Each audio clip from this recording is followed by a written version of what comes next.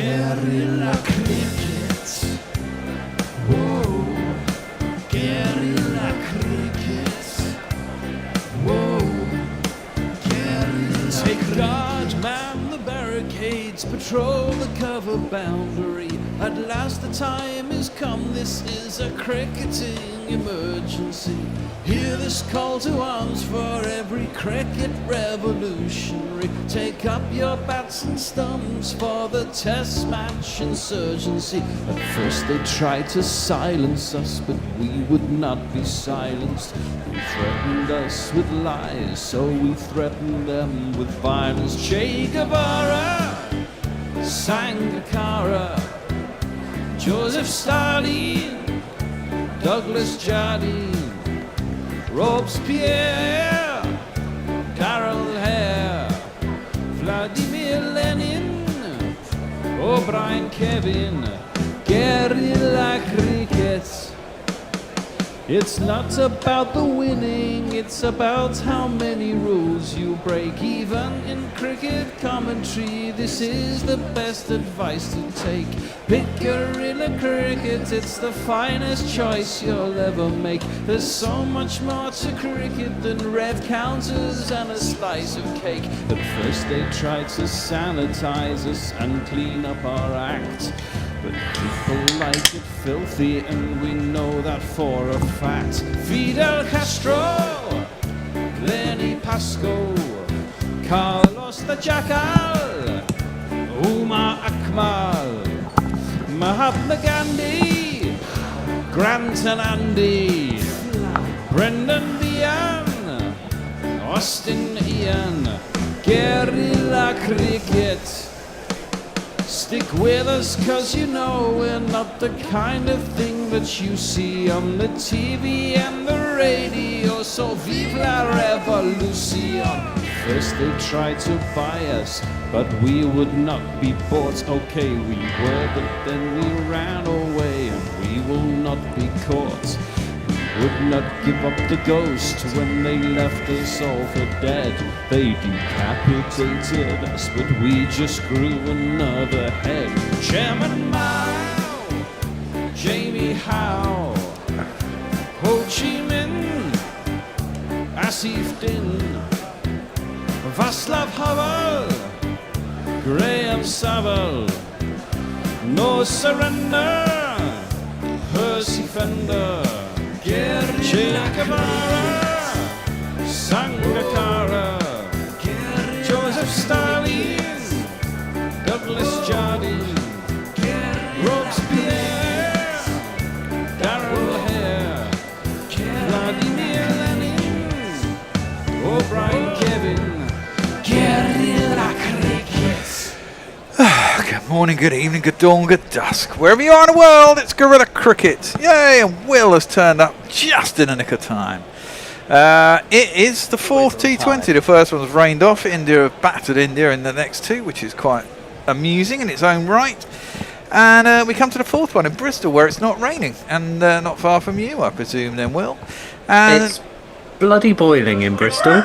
It is absolutely boiling. What was that, Tony? Oh, right. He's getting all Bristolian on me. I shall report him to the High Council. The High Council of Bristol. Yeah. The Wizards.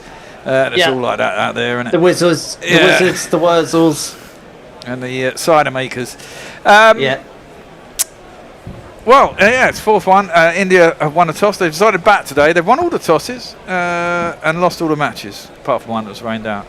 The teams are England go, I think, unchanged. Phil Salt, Joss Butler, Harry Brook, Jacob Bethel. I know one change. Tom Banton, Will Jack, Sam Curran, Rayan Ahmed is in for Liam Dawson.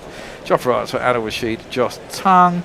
India go Abhishek Sharma, Vaibhav Shivachi, Ishan Kishan, Shreyas Iyer, Tilak Varma, Shivam Dubey, Washington Sundar is in for somebody, Axar Patel, Prince Yadav, Arshdeep Singh and Prasad Krishna. So who's Washington Sundar in for? Harshit Rana, it looks like. Remembering from the last one. Well, I guess the first thing to do is come to you, Anindo. What are your thoughts on this series? I haven't seen you, actually, since we've been in. How are you feeling about it? Just been on their own. It's a piece of shit, to put it mildly. Yeah. That's what the cricket's been like from India. They've clearly not adjusted to the fact that they can't play the first 6 overs the way they play on roads in India, and they haven't got out of their IPL mode yet. They haven't figured out how to play the bounce of Jeffrey Archer and Josh Tang, mainly Jeffrey Archer. So yeah, it's been a shit show so far. Are they learning any lessons? Are they just going, wow? I think they are. It's there's a lot of you don't think they're fringe players, but because you see them all the time in the IPL and in one match or the other. But this wasn't. If you look at the core team, this was nothing like the core team which won the World T20. There were maybe 5 of them in that team or something like that. Yeah. So yeah, it's a new team under Shreyas Iyer. I feel really bad for him because he is not a bad T20 captain, but he's clearly not been doing a great job in getting this team together to perform on this tour. So he's learning his lessons. I hope they're learning their lessons that they can't play the same way everywhere.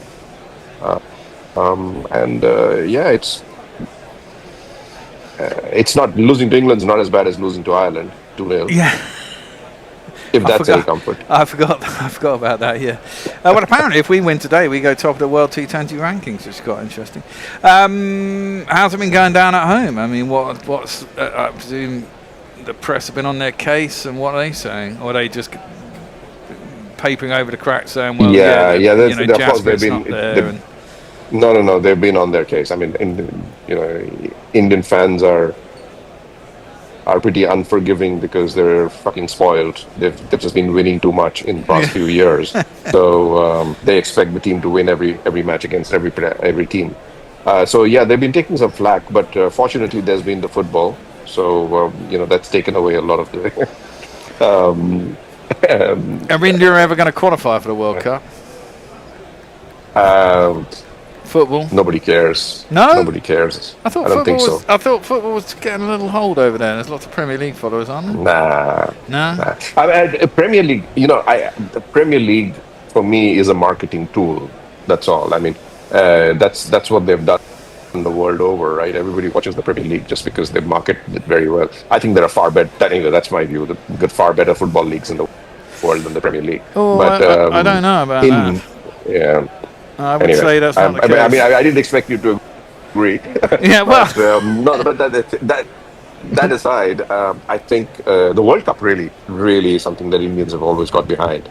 And India playing the World Cup, next 40 years, maybe. I don't know. Should be a goal. Next 10 World Cups. I don't see them there. It's a lot of fun. Yeah. And look, fucking hell, Cape Verde. Yeah. Cape Verde with 700,000 people can get to last 16. India should be without 1.4 billion. You've got to be able to find 11 decent But you know what I hate? I hate the shit about rigging and stuff like that, and in this whole Egypt-Argentina thing. I mean, I watched the match and there's no fucking rigging. I mean, Egypt just thought they played so well, and then they thought they'd won the game, and Argentina just took it from there. That's all. Absolutely. Yeah.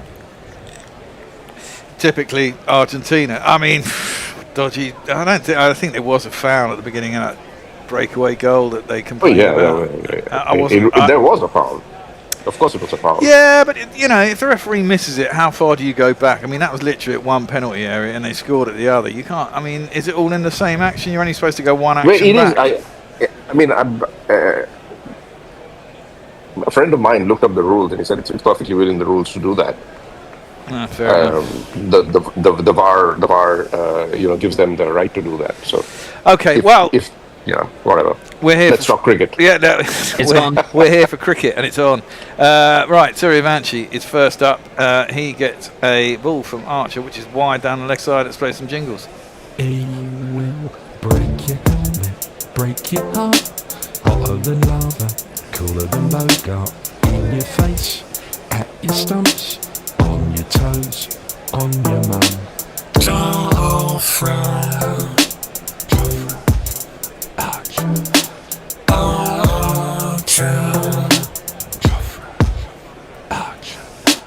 Second ball again. He tries full pace, short. Surivanshi tries to smash him over the leg side. He probably got him on the gloves. He punches it just into the ground.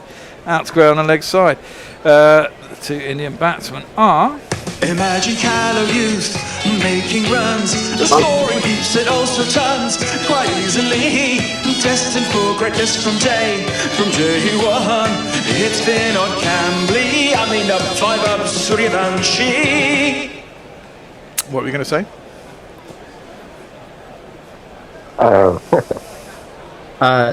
I was going to say that we've got super chats when there's a break. Okay, we shall do that shortly. Archer's just going to keep bowling the same way as he got him out, and he's just going to keep playing the same way. Well, that is true. That one is Bouncer outside the leg.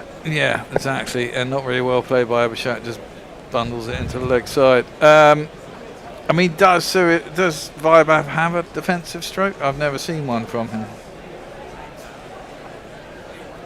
I've seen him play once or twice in an innings, maybe, or once in 2 innings. I presume he must. I mean, he's got a fantastic eye, clearly, but he must have some sort of technique. Was it you? Yeah. Saying? That's into the leg side. They will get a single this time. 2 runs. Well, he moves his legs more than many modern Indian batsmen do, actually. Yeah, but he doesn't play a lot of first-class cricket, does he? But he's just started. I mean, he's literally started his career, right? So But he must have played. the last 1 year. But I mean, presumably at youth level or whatever, they were playing. I don't know, afternoon games or timed games. Bear. The guy's 15 and a half, and he's playing for the country. Yeah. What youth level? Well, he must have played at he's played senior a school. little bit. That's pulled by Suryavanshi. He's not really got a hold of it. He should be in senior school now. Yeah, well, that's true. It's hooked, pulled out to deep. He was playing for the under 11s when he was 11 months. Yeah, no great timing. It's chased down and there'll be 2 runs. 5 off this first over so far. Joffred's just going to bowl probably short and quick for a couple of overs and hope that they pull one down someone's throat, no doubt, or miss it. Come on, just watch him. You're up 2-0. Watch him play a nice innings. Well, I'm sure the crowd would like it. Hoiked up to mid-on, no run. Ends the over. Over to you, Will. Give us those super chats. Right, super chats. There are 2. They're both £2, and they're both from the Earl Grover. Uh-huh. And he says, Aninda has made me happy. And then he says, more Dutta Rage, more money, East India, FB. And then there are loads of other people saying hello. We've got Night Watchman Barcelona, Lockie, Juna, obviously the aforementioned Earl of Sheffield, Brongs in, and says he hopes you're drinking a beer, not a Coca-Cola. Madry. Lee is in. Sorry, that was the end of the over. There was a ball that went straight through to the keeper as the last ball of the over. Missed by Suryavanshi. He certainly seems a little bit more circumspect in his first over. I guess he wants to score a bit more than he has so far. So, can you let in Arnav, please? Josh Tongue is going to roll the second over. He's going to bowl 2. Shama police, it's Abhishek man. Oh yes, he's got hold of that one. That's an Abhishek shot, straight over extra cover. It's gone all the way. Thought it was going deeper. Oh no, it didn't go all the way. I thought it had gone all the way, but no, it's gone for 4. One more 4 than the 4 before. That's what 4s are for. To get funky on the dance floor. It's a good shot, but obviously he didn't get it right out of the screws. The bowler is Ton love, Josh Ton. Let's get together and lick 'em right.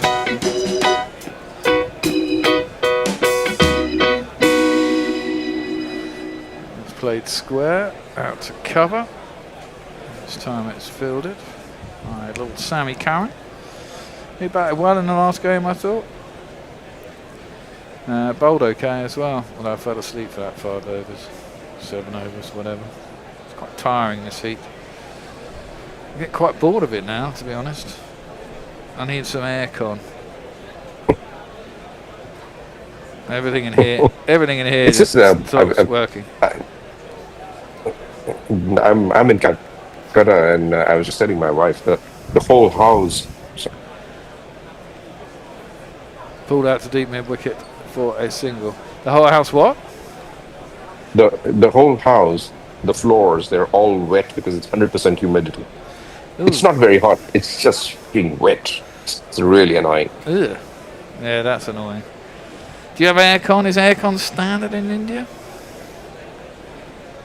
I don't know if it's standard there, but yeah, we have aircon. Yeah. Good. But most houses who can afford it would have it. Yes. Yeah. But I haven't put it on because it's not hot. So I didn't really have it on. Okay. Wow. It's been raining. It's monsoon season, so it rains a lot. Okay. Fair enough. Tongue in. And Suryavanshi plays that square out to point. They think about a run, but they don't take it. Really? Wow. That answers your question. The kid can defend. Yeah. Very much more circumspect today. Would that be good if they See, can get when themselves he in? goes back and he defends, you call it circumspect. Give the kid a break. Well, no, I'm wrong with being showing you circumspect in the technique. second over. You don't have to hit everything out of the park, you know. Every ball.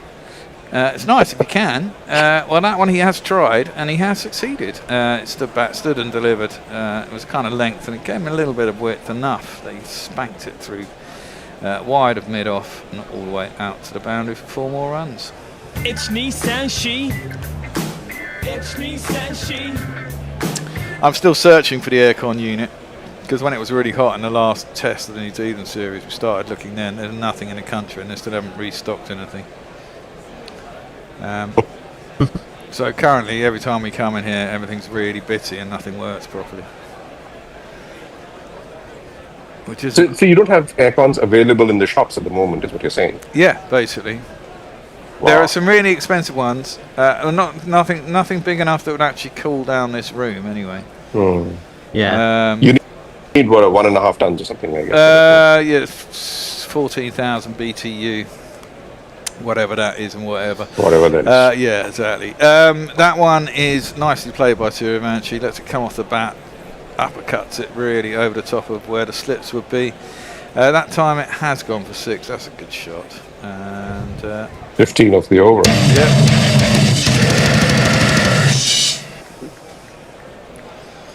Very nicely played. Just let it run off the face, broke the wrists as it came off the bat. Short boundaries at Bristol. Potentially should be a high-scoring game. Absolutely no footwork whatsoever. No, I suppose didn't need to.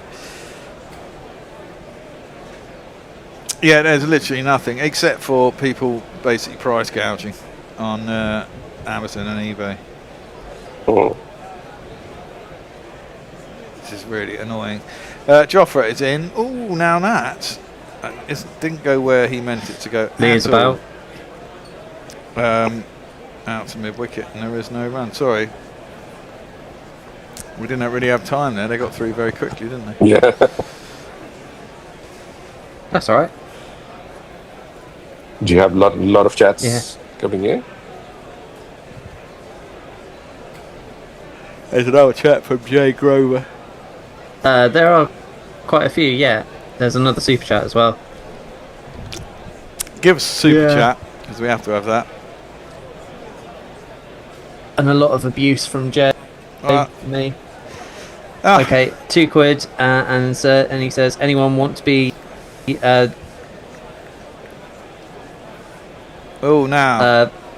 want to be a Packawaller in Sheffield? What's one of those? That was pulled by Suryavanshi, went a long way up and didn't actually go over the boundary. I don't know. But there's no one at deep square leg, so it landed in the middle of nowhere.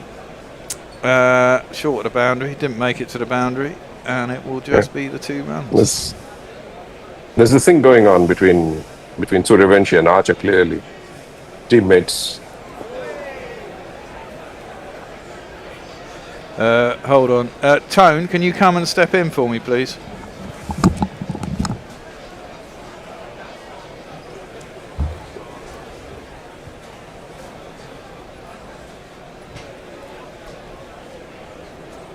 Say something in India, even if it's only good night. Well, I was just going to say, we get two for the price of one. Right. Bear and Tony. Well, I wasn't expecting that. Came as a let's- bit of a shock to me. 23 without loss. Yeah, India on the attack, an Indo. Yeah, I mean, let's see them get some runs. I'm a bit skeptical at the moment, but they're playing a bit better than they were in the previous match. That's for sure. Well, So far. Suryavansh's got as many runs as he is years old, allegedly. And Abhishek, well, he's older than 7, but probably not by much. 23 without loss. In comes Archer. That's gone up in the air. Top edge. Is it going to fall safe? Is someone underneath it? Someone's underneath it. It's a bucket hands Sam Curran. We saw that extraordinary mix-up with Butler at where was it? At Trent Bridge, but not this time. And again, a short pitch ball, indeed, as you're hearing. A short pitch ball. This time he wasn't really flinching out the way, though. He was taking it on, but a bit of extra bounce, came on him too quickly. Up it went, came down with snow on, and that's saying something in this weather. And Sam Curran did the rest. He throws back his head, does see eventually, not Curran. Curran's getting all the high fives all round, including a couple of willy-nilly ones. And England have struck. They probably needed that because these two were kicking on very nicely. But it's 23-1. It gives us the chance to get some messages because I've seen a super chat or two flying in, Will. Yes. So another oh wait, no, bloody thing. Zippy sent us £2 and says nothing I can do. Total eclipse of the heart. Yeah, very sad. Lots of Bonnie Tyler. And yeah. It's yeah, a hard egg. Lots of Wasn't that Bonnie one of love hers as well. I think it was.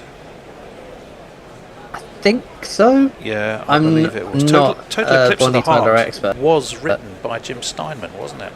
Of course. But nonetheless, yes. She had #1 hits that before Tom Jones. He didn't get one. Stereophonics. She was ahead of all the great Welsh acts. Let me tell you, was Bonnie, albeit with the song she didn't write herself. Right, new man for India is. Why does that say? Oh, it says World Cup India T20. Well, the new man is this fella. Well, it's time for Ish and Kish and Cousins. There's a slip. Archer's in. Oh, Ish and Kishan's nicely on top of that. And the picture's completely frozen. It's... Where does it go? It went down to deep backward point. I don't think that was anything to do with the heat. That was a sky problem. The broadcaster, not the large blue thing that sits above us. He slaps it, yeah. So Rayan Ahmed actually is in. Is he playing tonight, Rayan Ahmed, chaps? I would have thought England would go for an for no changes. Yes, he is. Ah, who's he in for? I missed all of that. Well, he's in, and he was he was at short point, but it went skipping past him. Right, well, it's gone. The field's gone again. Archer in. That's a sweet drive, but driven straight to cover. No run. So it's been a pretty impressive over, really, by Archer, because although we've seen some impressive shots, they've gone to fielders, and it hasn't cost that many. Will. Right, so Lockie says, at any tech issues will be sorted, and Zippy says, out. Tim Walton Davis says, "Hi, have India changed their team?" I don't think so. Yeah, they've got a couple of changes due to injury. Yes, they have. Yeah. I'll let you know who both sides are if the bear didn't go through. Washington Sundar is in. He is the old. Washington Sundar is in instead of Harshit Rana, I think. Yeah. And Extra Fluffo says India are now Team Ireland. Well, Will Jacks is into the attack. He's thrown that up and it's been driven back to him by Ishan Kishan, and he starts with a dot ball. Threw that up very nicely, I thought, in Indo. It might be Will Jacks. Trying to tempt Ishan Kishan. Again, he's thrown that up. Bit leading edgy, but he's got away with it out to wide mid-off. And they take a single, so Ishan Kishan gets his second run. Brings Abhishek Sharma back onto strike. I was going to give you those teams, weren't I? Will Jacks won't permit me a lot of time, but I'll do my best for you in just a moment. He's coming in around the umpire. That's driven sweetly away through extra cover. That's going to race away for 4 runs. So a wicket for England, but it hasn't slowed down India's run making, because that was an absolutely gorgeous shot. Forward to the floor, I was sure. So I'm intrigued as to who's. Here comes Jacks. Oh, we're watching the replay again. This one is Jacks. That's nicely driven as well. There should be a man at deep extra. There is. They will just take a single. Right. We're playing 11s. Here The we go. feed is really bad for me today. Yeah, it will be, I'm afraid. You have to live with that. It's the hot weather. We've got cold presses around the computers. They can only do so much. Jack's around the wicket. Flicked nicely off his legs by Ishan Kishan. Quite a lazy bit of fielding by Jofra Archer, I have to say. He looked to stop it football style. And his control really wasn't very good. And enables Ishan Kishan and Abhishek Sharma to run back for 2. England, Salt, Butler, Brook, Bethel, Banton, Jacks, Curran, Rayan Ahmed, Archer, Adil Rashid, Tung. So Liam Dawson, interestingly enough, that's just pushed away for a dot ball, ended the over, 32 for 1. Right. Harry Brook was we've got a talking super up. chat. Harry Brook was talking up Liam Dawson, saying what a great player he was, and so they said, well, fair enough, then we'll take him out the side and we'll put Rashid in instead. Right, over to you. It's Jay Grover. He sends us a £5, and he says, "I just donated all my t-shirts because I'm now too fat to wear them." How many Bob Dylan shirts does Tony possess? 3 that I can think of. Actually, well, 2 t-shirts, 2 sweatshirts. Obviously not wearing the sweatshirts at the moment. Definitely not. Different eras of Bob. This is very much the Desire era of Bob. The previous t-shirt is much more the early 60s incarnation. That's flicked nicely off his hip by Abhishek Sharma, but down to Phil Salt, who's a deep backward square and is only going to be a single. 33 for 1. Now the Bears. It's been a relatively sedate start, right, compared to the other things. Well, yes, as in wickets haven't tumbled, but you're right. I mean, India have won every toss. I think they've chosen 3 times to bat first and once to field first, if I'm right. That's gone right up in the air. That again was just too quick. Taken as comfortably as you like. I've got a feeling it might have been Sam Curran again. He's been busy down there. It was. It got big on Ishan Kishan, and it got big on him too quickly. And his attempt to pull to leg spooned it up in the air, and Sam Curran was not going to miss that. Ishan Kishan knew he was toast the second he'd hit it, and it's the second wicket for England. You silly little boy. You silly little boy, what on earth were you playing at? Oh! There we are, 33 for 2. Ishan Kishan goes for 4. He only faced 6 balls, so less than a runnable. But you can come back, but you'd have 4 balls. Did you want to come back for 4 balls, Sorry. or do you want to go and put your feet Yeah. up? You want me to carry? Yeah, we're on second half. We've changed formation because I think it's David and somebody else are only available for the first half of the T20. What do these people do? They're only T20s. But there we go. We're watching that again. That's there was 2 or 3 of those dismissals at Trent Bridge as well. Are they just not used to quick bowling? What's going on? Yeah, that's exactly what. And that's what I was trying to say. That it's not so much about the 33 for 2. It's about the fact that they're getting out to exactly the same delivery match after match. It's the fast delivery rising at them, and they're just playing like they're playing on a flat deck in India at the moment. Well, and, now they've learned nothing. Did you see the interview with Jofra Archer, who I thought was very interesting? No. Well, I'll tell you about it in a moment. Josh Tongue is going to continue. Let me see. There is a short third and a fairly short backward point. Who should have fielded it was Rayan Ahmed, but ends up going through to Adil Rashid. So you've got 2 leg spinners in the side, which I think could be interesting. Obviously, one bats more than t'other. No, Jofra Archer was making the point very strongly that it was interesting to be back bowling on wickets that have on pitches that have longer boundaries, more life in them, and offer something to the bowler. Rather than, and he was very pointed as we'll wait for Tongue. That's flicked away around the corner. That's nicely done. That's beautifully played by Shreyas Iyer to get him off the mark. We haven't jingled him up yet. I'll do that in a moment. But that one has gone for 4 runs. It's Nissan She. It's Nissan She.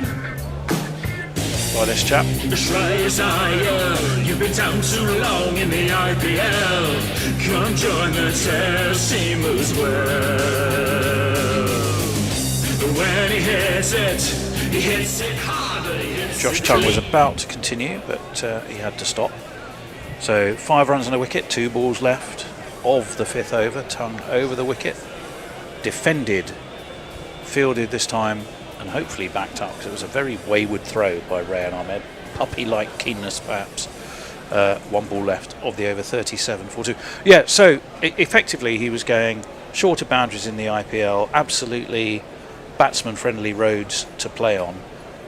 And if you've been doing nothing but that, great for him. He's happy that there's way more in it for the bowlers, in more ways than one. But it was a bit of a shock to the Indian batsman who still hadn't quite woken up to the change, was his implication. That's nicely pushed away. It's been a square. It's been 3 weeks now, something like that. Yeah, but what have they done in the meantime? They've had a difficult period in Ireland. Let me tell you, I don't suppose those pitches in Ireland, in Belfast, were going to be the best pitches in the world. Anyway, it's the end of the over. England have that 2nd wicket. We can go to Will. See you later. Messages. Brilliant, thank you, Right. Anindo. Hey, David. He says, "Fucking hell, I hate you all. Don't know why. Something about Madeira." Tim Wilson Davis says, "Madeira is very hard to find in northeast England. Is it? Is it because it's fortified?" Oh, X Fluffo actually says that. Lucky Six says T-shirts look more gorilla-ish the fatter one gets. Yeah. Well, that's delightful. Thank you for that. Lucky says India in Calypso mode. And then Tim Wilson Davis says, "I have a recipe for chicken with Madeira, but it's impossible." All right, hold it there because we need a change anyway. Sam Curran, left arm, in he comes over the wicket. Abhishek turns it nicely towards mid-on and takes himself a single. Was that Shreyas Iyer? No, it was Abhishek. So he's on 14. Shreyas Iyer's on 4. India, with 5 balls left of the power play, are 38 for 2. Hello to David Brooke. Good evening, Tony. Good evening, everyone. And hello to... I tell you... Oh, sorry, go on.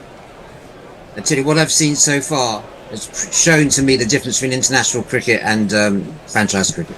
Curran, yes, you're quite right. Defended into the offside. No run. Yep. Also joining us, in full agreement with you, David, because that's probably written in his contract, is Arnav. If you're on air with David, you have to agree with him. Arnav great to see you. Have you completed your graduation yet from Brighton University?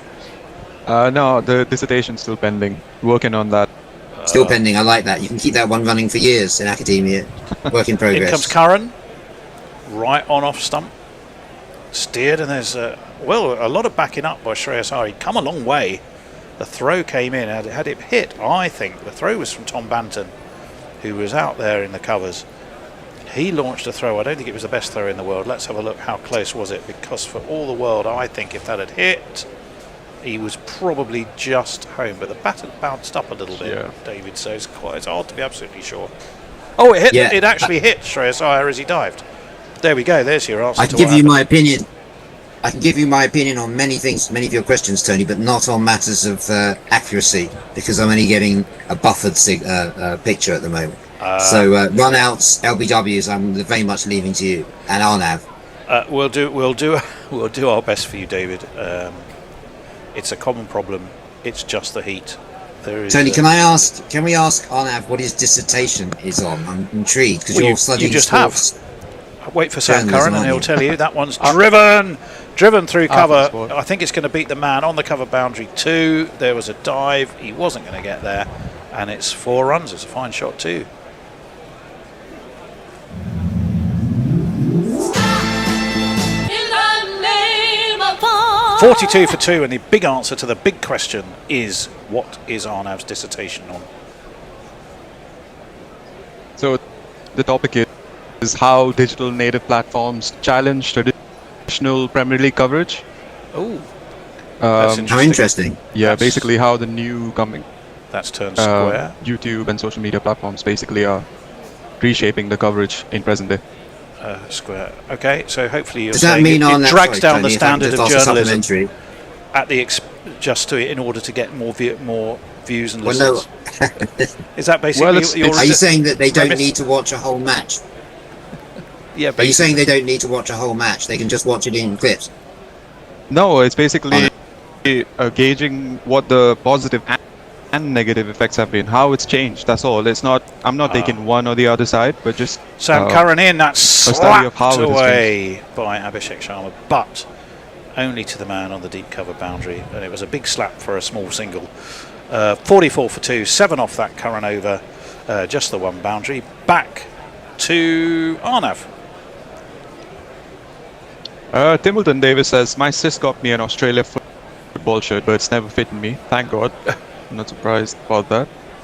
I mean, Matthew Cullen says, as another in academia with a large document pending, my condolences are now. Yeah, thanks, man. Needed. There you go. I was in the process of telling you the sides at one point, wasn't I? And I got sort of distracted. But essentially, the change for England is Rayan Ahmed. 2 changes. Yeah, Rayan Ahmed in, definitely, for Liam Dawson. Have I missed another change? Who else? What else has changed? No, 1 change for England, 1 change. 2 for India. Sivanshi Sharma, Ishan Kishan, Shreyas Iyer, Tilak Varma, Shevan Dubey, Washington Sundar in, Axar Patel, Prince Yadav, Arshdeep Singh and Prasid Krishna comes in as well. 2 changes. Yeah, Krishna and Washington Sundar. Yep. Pushed out to mid-on. Will Jacks Fields. Arnav's going to tell us. Arnav is now going to tell us, using his knowledge of cricket, which 2 Indian players have been replaced. I think it's Varun Chakravarti and Harshit Rana. Yeah, both injury issues apparently. That was what we heard at the beginning. I mean, Adil Rashid is the bowler. Since jingle him up, that's pushed into the onside. They'll take 1. They might come back for 2. They're going to have to hurry. By Jove, the throw arguably went to the wrong end, but it was the end where Butler was, and they were able to get that 2. Let me quickly jingle up this man, and then we'll go back to you. Adil Rashid on the 45. Adil Rashid on the 45. Adil Rashid on the 45. In he comes. Played off the back foot. Punched to mid-off. Taken just short of Will Jacks. They take a single. 4 off the over so far. And the corner shot adaptation of Adil Rashid on the 45 continues. So I'm just have to stop it. Oh, a same shot again. It's gone up in the air. I think it's going to drop safe though. No, it's not. Adil Rashid runs across to mid-wicket. He had an eternity to get there. He seemed to stop at one point and start again. Once it's not a pace bowler this time, but Abhishek has fallen in exactly the same manner of how much did he turn? Was right. Let's have a look. Exactly. Was right. He had a great It was exactly a quicker what ball. Exactly what a ninja was saying just a few minutes ago. It's not the wickets, it's the manner of the dismissals, the fact that Indian batsmen are getting out the same way now for a third time. Well, if anyone And watched... to me it was showing a real gulf between international cricket and franchise cricket. Would you agree with that? Do you agree with Jofra Archer's comments about the wickets, and the boundaries and all that? The thing is, obviously since it benefits Jofra, you can see his game elevating, but the Indian players are the same players who played on those conditions. So I think this was an opportunity for them to show their quality, but they're not taking it. I don't think they're applying themselves enough. Even if it is to dig in and is it reduce their application strike or rate. is it adaptation? But I suppose one is, it is kind of linked. Anyway, because we've seen them perform in conditions like South Africa and stuff. And 48 for 3, 2 Tony, your point is dismissals. key. I think what you said is key. They're not actually adapting to the different conditions. Yeah. They completely failed to do that. They've done 3 times in a row playing big shots and skying the ball. And it's not going very far at all. Shivam Dubey is the new man for India. He's not being caught on the boundary. Here he is. Adil Rashid's going to continue, as ever, flicking the ball from one hand to the other, keeping those wrists supple, particularly the right wrist, that delivers the leg break. There's a slip in for the left-hander that turns a little bit, but it is turned off his leg and it gets Shivam Dubey off the mark with a single. Jos Buttler jogs after it, but in the end doesn't need to. There's a man backward of square, and it's a single. So 5 balls at the over, a wicket and 5 runs. Tony, your description happy enough, I think. Yeah, your description, Tony, of Adil Rashid there over that backing track made it sound like you were rapping it, and Adil on pushing the ball from side to side. Well, there we are. Well, in he comes, throws the ball up, steered nicely off the front foot by Shreyas Iyer, out to deep extra. They'll take a single. Phil Salt is patrolling down there. The 50 is up. It's 50 for 3. And we can go after 7 and we can go to Arnav. We have some chat about Boston Bun. I'm not sure what that is. Jay Grover says, I had to Google Boston Bun. Surprisingly wholesome. I was expecting filth. Faith in humanity restored. Maybe one of us will have to look at what it is. Well, I think you're safe now. I think if Jay's said I looked at it and it wasn't as filthy as I was expecting, it's clearly something edible, one would think. That's not to say. Eric has a comment that sort of has become an inside joke now. Digitization to blame for those 3 dismissals. Oh. Well, I don't think you can blame that. I do think they were digital native dismissals. Digital native dismissals. Well, I tell you what, Watford launched there. I'll hold the thought because Jofra Archer's back into the attack. That's a straight onto leg there, and Shreyas Iyer tickles it round the corner. Butlerfield, who's standing back. It's actually not. It was off the thigh. It was a leg by. 51 for 3. Yeah, Tony, listening to Arnav talking about native watchers, just think that when applied to cricket, there's a whole generation growing up, Tony, whose knowledge of cricket is gained from 10-second clips only. They've never actually seen a full match. Well, and Arnav's a young lad, and I'm an old, wizened man. But I think the fear is it degrades the standard of journalism. It means that you'll have a generation whose attention span will barely manage a T20, let alone a Test match, and ultimately, absolutely, quality erodes through ubiquity and the availability and briefness that is there. You should have interviewed me for your if you need to chat to someone who's going to be forthright about the costs of things. It was a replay from Trent Bridge. I was too I should be speaking to you, so I'm going to be booking a call with you. I was on my for hobby my horse. not for my dissertation, but for my forthcoming conference speech. At the Oh, European well, Sports I'll tell Management you. Conference. I'll give you an example. I was about to give you an example, but first of all, we're going to wait for Jofra Archer's over the wicket, and that's nicely played. Shivam was quite tall anyway. Shivam Dubé, he steers it to point where Rayan Ahmed, who'd be thrilled to get a bit of action. He always looks really excited when he gets inside. He is basically like a puppy who's locked indoors for about 2 weeks and then suddenly let into the garden. And he has this sort of bounceability quality where he's all over the place because he's just so happy to have finally been given a go. 52 for 3. 1 wicket for Archer. Yes, well, you were saying, Tony, your forthright views on. Well, yes, that was straying onto leg again. That might be a wide actually, because he had a little whifty waft, and I think it went down leg. Was the attempted shot? No, given as a dot ball. Yeah, I just fear that, the brevity of the form of the written form, the ubiquity and the easy availability of accessing literally everything anywhere. And the ability to basically ask a computer to write stuff for you.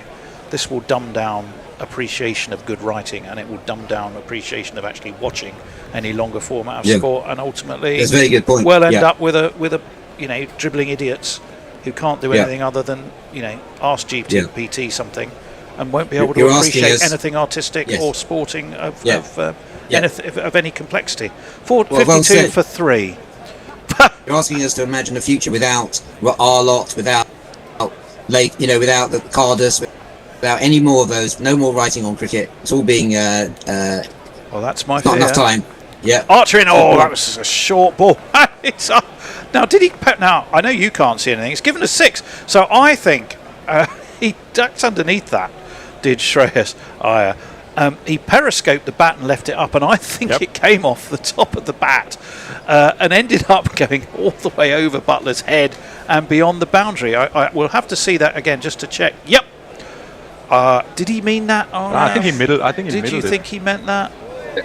Yeah, perhaps he did. He meant 100%. He meant that. We'll give him Seen the him play benefit this in the of the IPL. doubt. Yeah. It was a Let me say, in case I look, I don't want to look biased either. Like Arnav, I'm retaining academic inscrutability. So I think that's one of the good things about the IPL is introducing shots like that. But the downside is you've got batting wickets, batting, where they're not properly tested against good bowlers. Apart from the odd. Do you mean inscrutability or do you mean impartiality? Bit of both. Okay. Yeah, bit of both. Just check it. 58. Inscrutable impartiality. Undetectable. Sam Curran, in he comes, flicked chat. off his legs by Shivam Dubé just after this ball, because I sort of read it, and yes, it's very kind. Yep. Right, you can do it now. 1 run taken, 59 for 3. Jay Grover with the £2 says, "Preach, Tony," and I think all of us agree with Jay and with what Tony was saying about the complexity being taken out. You don't have to agree with me. No, I agree because, well, Tony, I will be booking a call with you, but this is not a production note. I will be booking a call with you in the next few days. I'd like you to be the subject of my in-depth interviews. Well, I'll give you a word of advice, David. Okay, that one's pulled away square. They'll take a single, Banton Fields. You'll find these interviews with me got a lot better in person over a lunch with a couple of bottles of wine, David. Up to you. Excellent. I'll throw it open as an option for you. Yeah, no, I like that thought very much so. In fact, let's do it tomorrow, either side of the lunchtime of the Women's International. Unfortunately, I can't do it tomorrow, alas. You can't make the first day of a Lord's Test ever. No, unfortunately, I not. Curran in. Quite fair. I thought it was slightly quicker, but it was slightly more floaty, but it was on the off stump of the left hand and driven to mid-off, single taken. The score moves on to 61 for 3.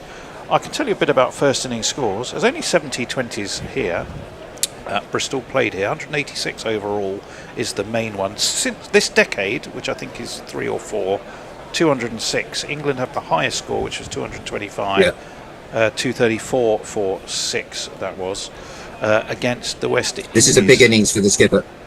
Indeed, that's steered by Shreyas Iyer into the onside.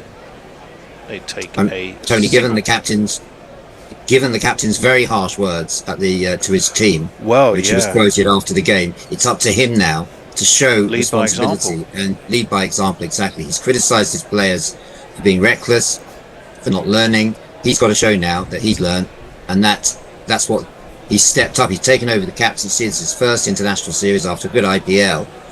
We've seen today it's the difference between IPL and international cricket. So he's got to step up too. Sam Curran, all singles off this over, and there's going to be one more because that's just pushed to mid-on by Shivam Dubey. If we jingled him up, we will now. You're Shivam Dubey, treat the bowlers roughly. He's got the skills you need and he's right buff, really. He's hitting sixes, not making duck eggs. So take this guy on if you feel like getting clubbed. Well, to that point, Shreyas Iyer is actually going pretty well. He's 21 off 17.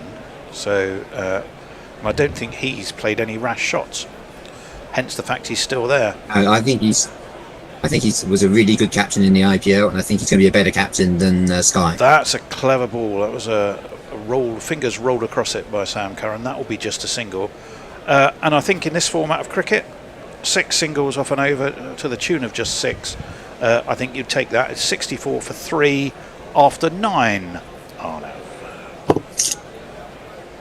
We have another super chat from Jay Grover. Jay Grover. Google has this is a new word to me. Faughed. How do you pronounce that? Faughed. I don't know.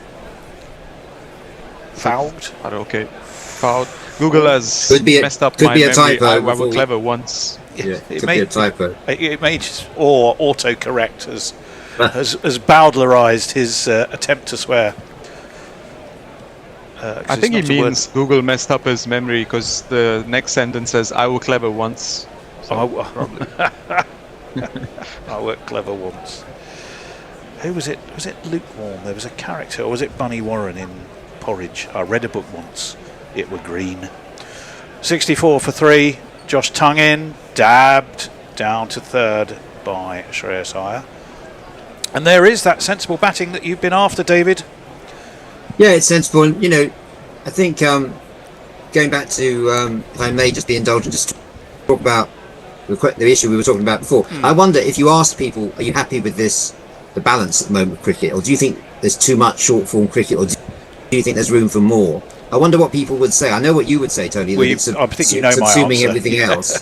But what about Arnav? What do you think about that? Do you think would you like to see more T20 tournaments over in English Answer summer, that after this ball from Josh Tongue, which is, goodness me, Shivam Dubey nearly, I think he was looking to cut, changed his mind mid-shot, bottom edged it, and hands are on heads all round. Let's see just how close it was. Again, there's that bit of extra bounce. Oh, how did he not chop that onto his off stump? I mean, I don't know what's thinner than a piece of paper, a shaved piece of paper, but that's how close that was to that off stump. Goodness me, how did he survive? 1, 2, 3, ring of 3, 4, 1, 2, 3. There's 3 fairly close and 1 man in the deep on the offside. Where's Josh Tongue going to attack? So again, that's short. That is slapped into the offside. That should... No, I think it's going to beat the fielder in the deep. Yes, it is. It's Phil Salt. And his attempt to run after it, after about a second, sort of slowed down because he thought, I'm not getting that. And indeed he didn't, and it's 4 runs.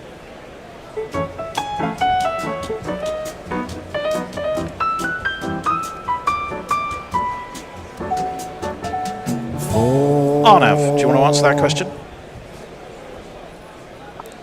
Yeah, to answer your question, David, I would definitely enjoy watching maybe the clubs play T20 cricket, not so much for the internationals, because I think they need to, obviously since we have the ODI World Cup next year, they need to have more ODI matches. I think everyone will enjoy that more than T20s. The longer the format, the better the entertainment for me. And I actually do like T20 cricket. I'm not against it. I'm just against too much of it. That one's steered to mid-off, fielded by Will Jacks. Competently enough. It's 69 for 3. We talk about the business of cricket. More and more people are talking about it as a business, and they always focus on just economic outcomes. But what about the social outcomes, the things that are lost in the process? What Tony described about all the quality journalism, quality appreciation of cricket being lost in the process, not to mention the subsuming of longer forms of the game, and that is something I'm not sure that people want. If you actually pull back and ask people what they want, not just those with spending power, but everyone who because Josh cricket's Tongue, a positive thing. Short, pulled beautifully, in fact, by Shivam Dubé. There is a man in the deep. It's Jacob Bethel on the leg side. They just take a single 6 from this tongue over. 74-3, I beg your pardon. India, better fist of this for sure than they made at Trent Bridge. Yeah, to your point. David, don't you think complexity as a whole has been removed from all walks of Well, life? indeed. Yes, So let's not it doesn't sleep make on it better. We had cricket. exactly, it does not.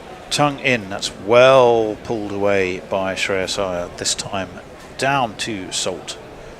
So you have Salt on one side, Bethel on the other. There, the men charged with patrolling deep cover and deep mid-wicket. It's 71 for 3 after 10. We are this time due a change.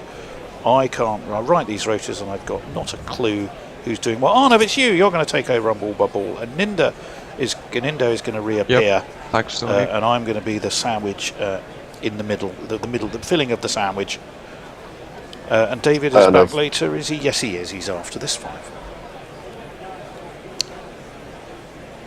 Have you got good enough reception there, Arnav, to pick up the story ball by ball? I actually do, but I'm watching it on another stream, which is the ball behind. So we'll work our way around that. Just pretend. Okay, because this one's stuttering, as others have experienced. Yeah, as well. that is the heat. There is nothing we can do about it.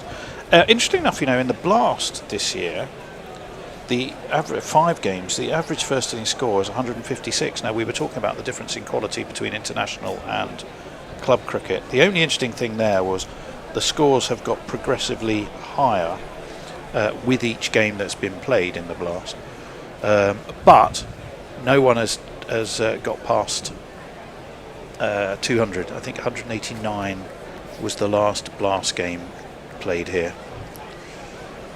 So it's it is a high scoring ground internationally, but not necessarily domestically.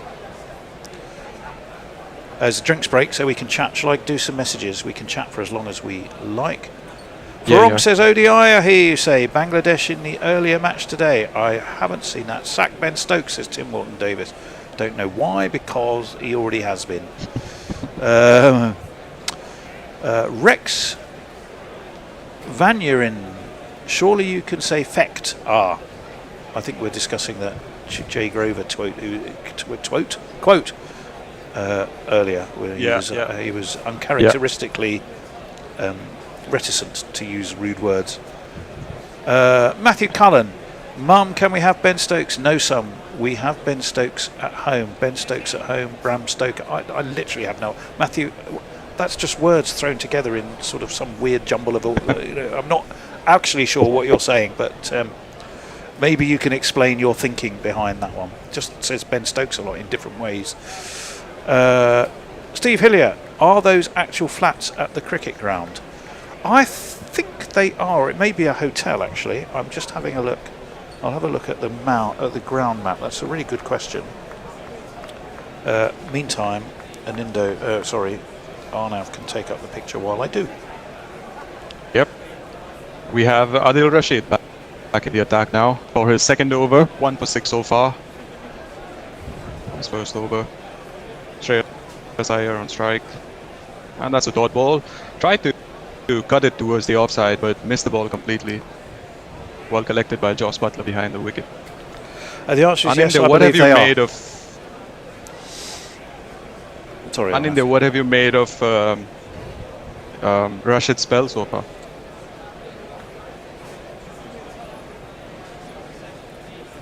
Anindo's frozen. Well, I mean, he's been bowling well. No, I'm speaking. Can't you hear me? Yeah, we can. Yep. Well, I don't think Tony can hear anything above it. I can hear you. Headphones. Sometimes it gets stuck. Yes. Only when I abuse you. I need to abuse you for you to hear me. Or listen to me. No, Otherwise, you ignore it. You're breaking up a little bit. PG-13 gents. No, so I think Rashid's been bowling well. I was very disappointed with the way Abhishek got out, though. Yep. Disappointed with all three of them, actually, the way that they got out. But all three of them, yeah. Pretty much the same wicket three times. I wasn't expecting Abhishek to do that against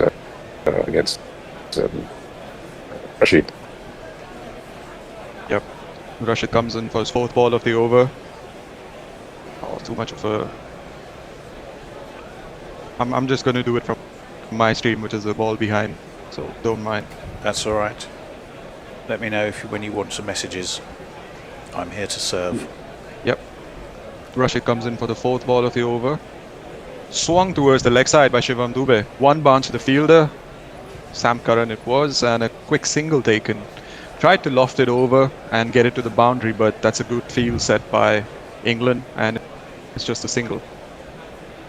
Two runs of the over so far, so Rashid is doing his job pretty well, picking up a wicket so far, and just 8 runs allowed in his 10 deliveries.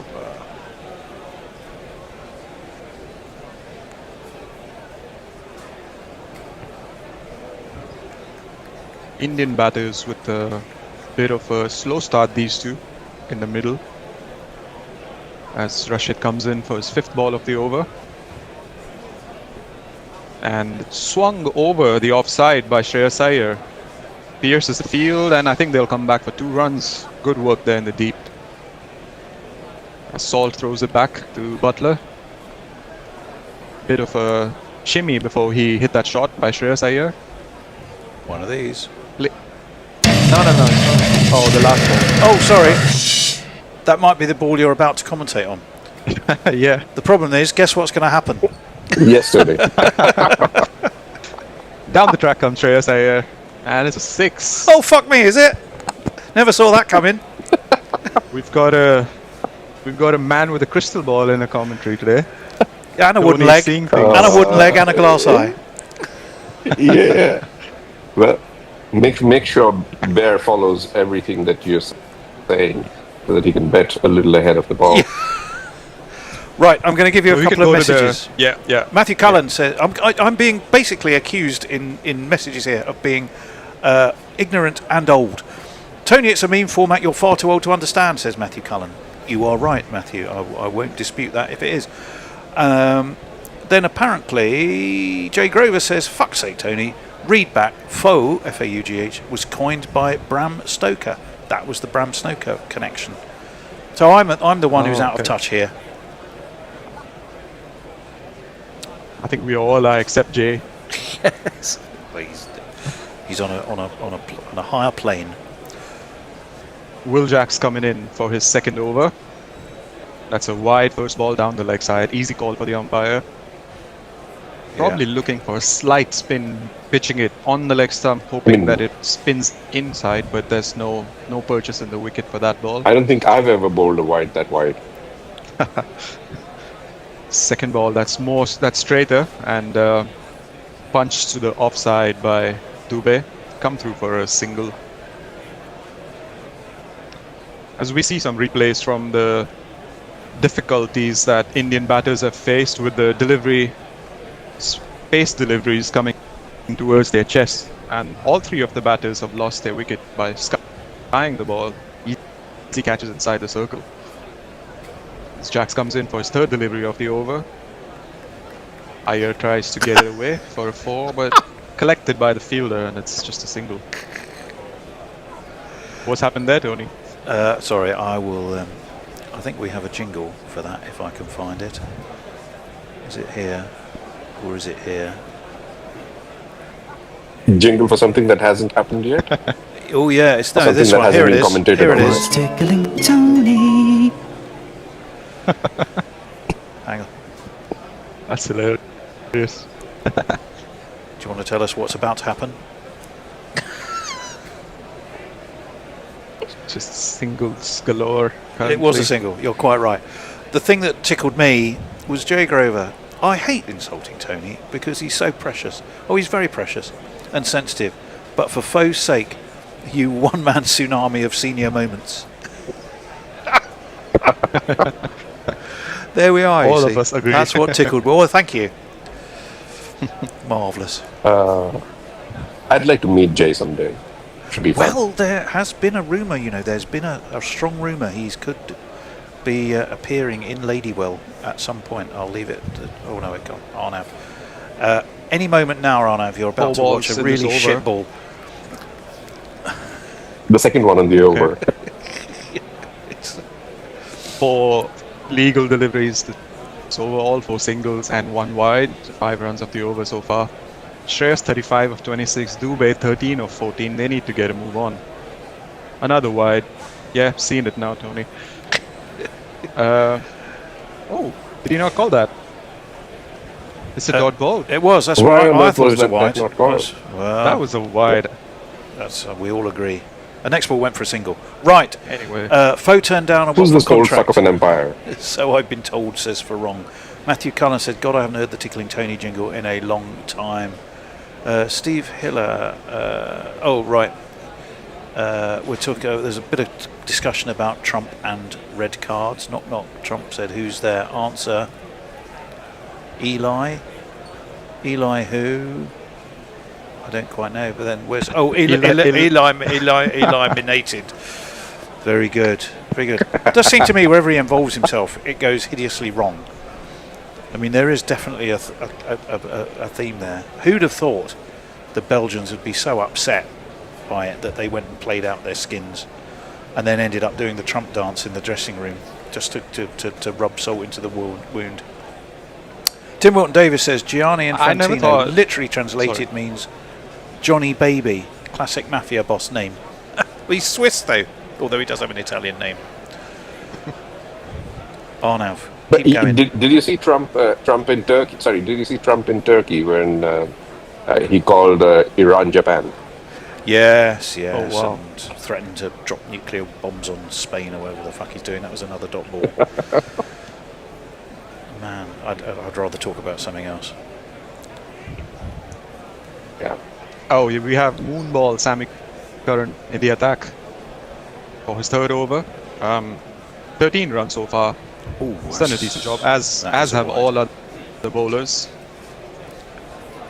Okay, let's just go with the starter stream. Honestly, it's difficult doing it one ball. But this is an umpire who's not 100 years old. Yeah.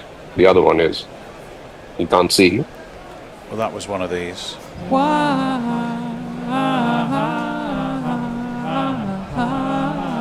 Arnav, do you want me to pick up the ball by ball story?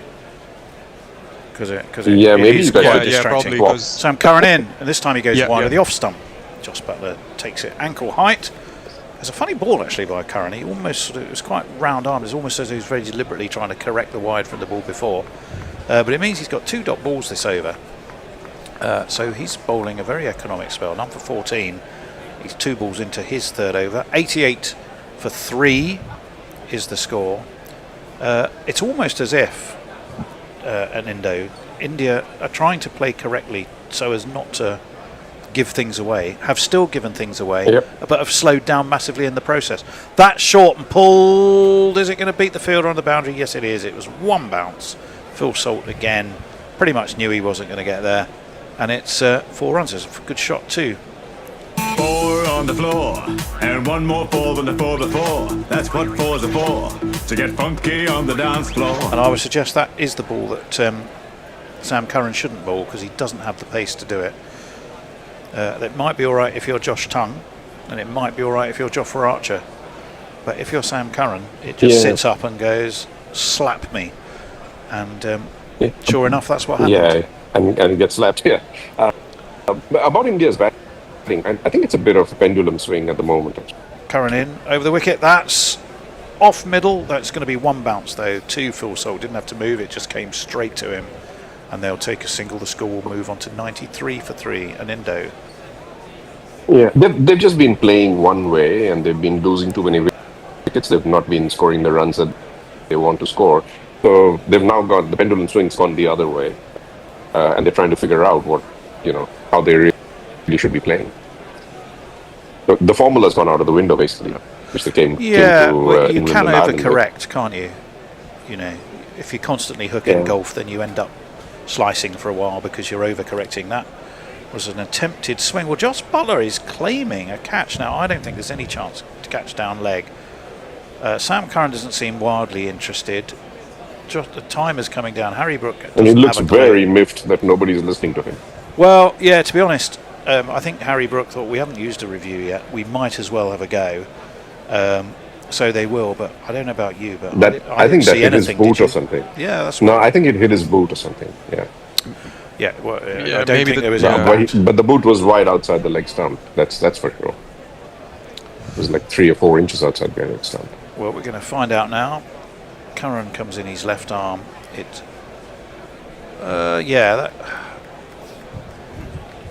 But the question is, was it bat onto boot? No, it might have been, but it bounced. Let's have a look. This is what will tell us. We're looking at Ultra Edge. It is past the bat, and I'm not even sure. It caught the bottom of the pad outside the line of leg. Yeah. And although it may have been taken just above the ground, or pitching outside leg. No, pitched outside leg. So there's absolutely no way you're going to get LBW. But I thought they were shouting for the catch. I think we all did. If they were shouting for LBW, went up. Never was on. Well, Sam Curran has been asked to hold his run up for now, which he duly does. Who are our umpires tonight? I'll tell you in a minute. One of them's 100 years old. Should be easy to find. Sam Curran. Oh, that's a full toss. And Shreyas Iyer, I think it rather surprised him, and he rather uppishly bunts it out towards Banton at mid-wicket.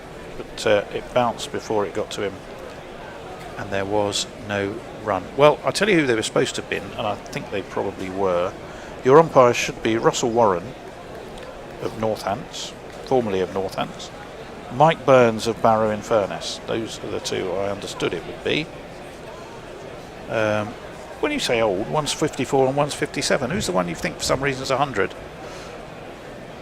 Oh, the one who can't spot to white balls. Ah! Yeah, the other one. Okay. Well, those are... Okay, so let's go. Warren Some and Burns. chats we have...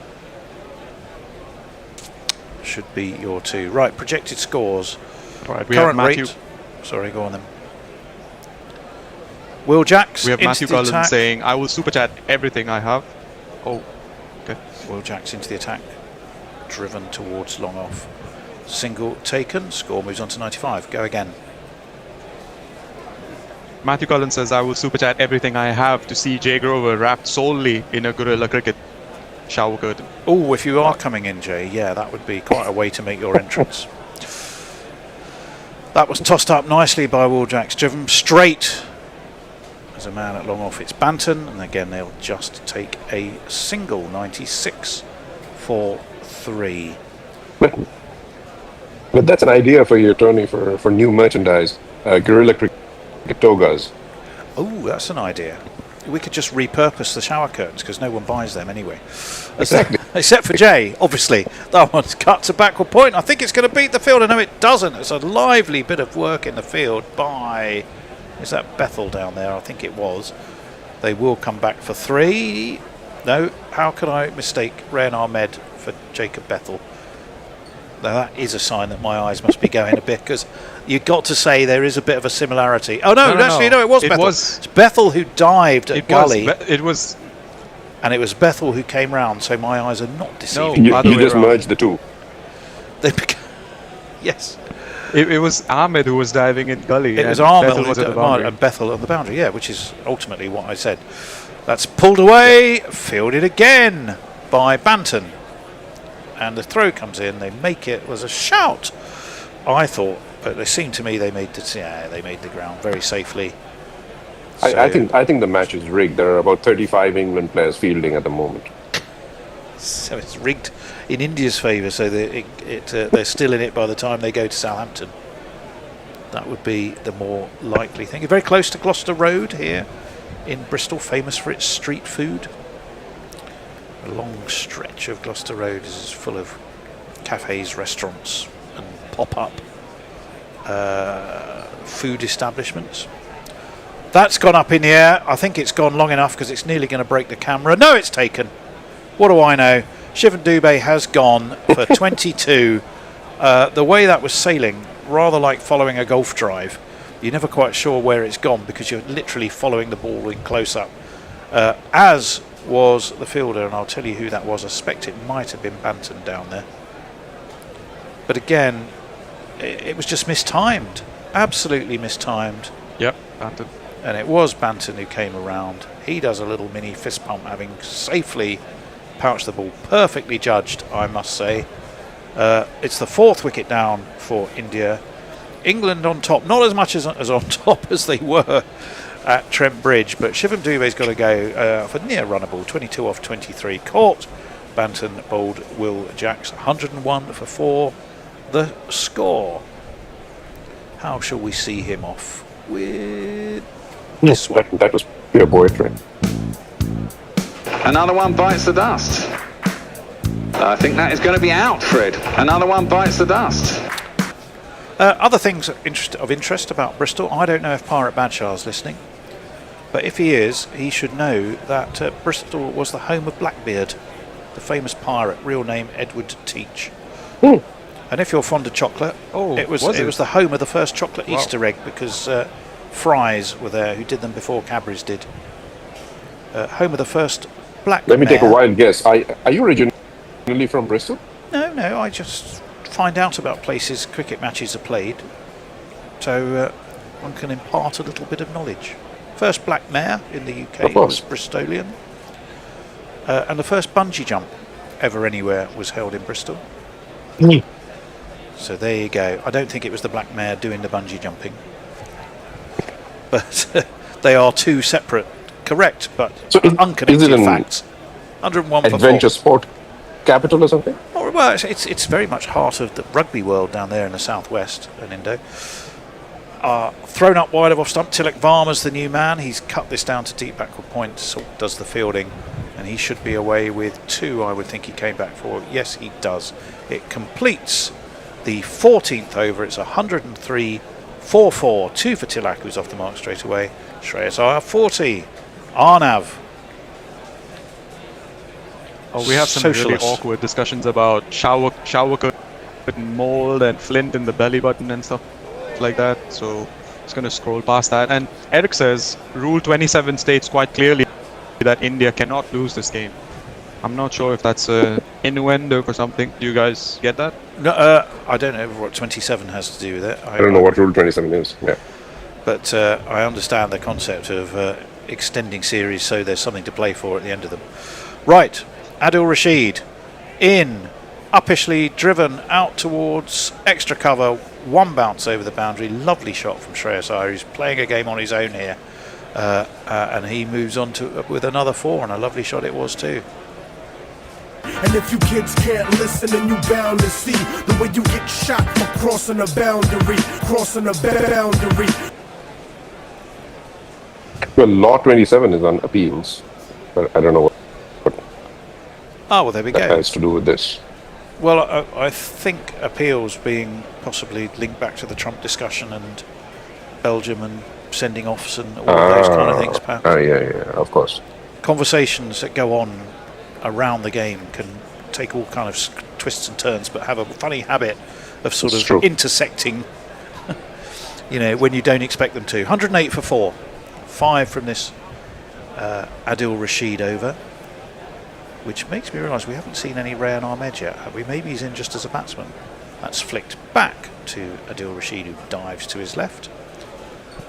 And it's a dot ball, always a precious commodity in this format of cricket. 108 for 4.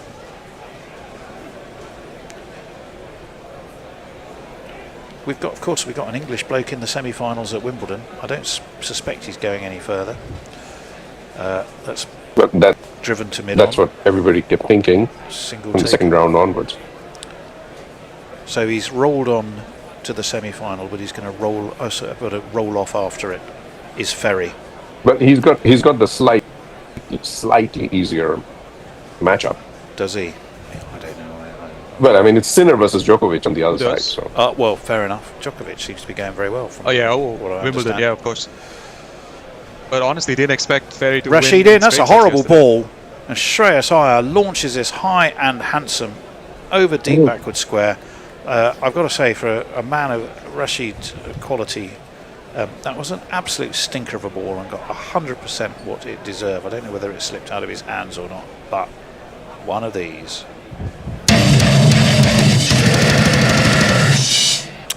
And 50 up for Shreyas Iyer, and it's been a splendid knock, as we've said, that he seems to have been playing on a different pitch to the rest of his colleagues. 51 for him, that's driven straight towards long on. There's what you wanted, is what you've got, Benindo, without a doubt. It's the end of that over. We are due a change. I'm going to go and have a lie down and a run down with a sporting life. You're going to depart for the evening. Arno is going to be back later. David Brooke will be on with Will, and the Bear, I hope, is going to come in and offer me relief in the non-biblical sense. Thank goodness for that, the visualization. So, Dave Brooke here, taking you through. The Bears coming back into the hot seat, and Will is, I believe, on socials, Will? I am indeed. Yeah, excellent. So, make contact with Will, because he will be there to read out super chats and all the comments. How do you see this game progressing, everyone? I said Shreyas Iyer needs to play a captain's innings because he's been very harsh on the rest of his team after the last two matches. He's done exactly that. He's gone 52 not out. He's playing a captain's not, leading by example. And this is the point of time when I do need to say to you, listeners, that I'm going to be about a second or couple of one ball behind. So we're going to be with the agreement of Will and the Bear.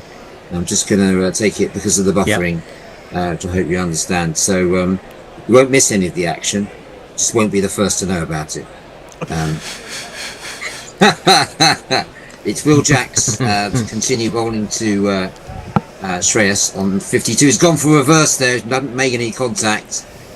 And Will, you've had 5 seconds to think about that shot. What did you think?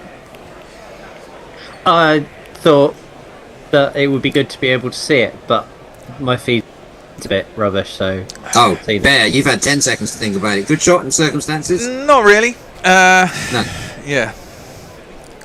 Jacks again round the wicket is coming, and Ears goes on the back foot this time, does make contact, but there's a man out of deep extra. They're only going to take a single there. 117 for 4. Bear, thanks for your flexibility in... as you know, I'm usually quite slow on the uptake anyway, so you're used to having to, well, wait for me to catch up with you on conversations. Jack's round the wicket to Tilak.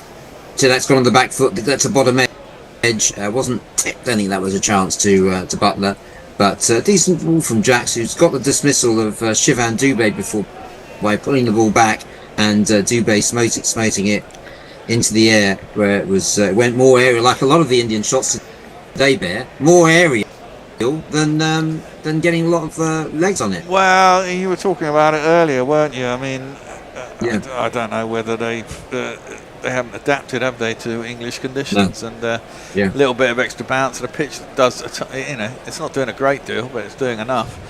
It's flummoxed them somewhat.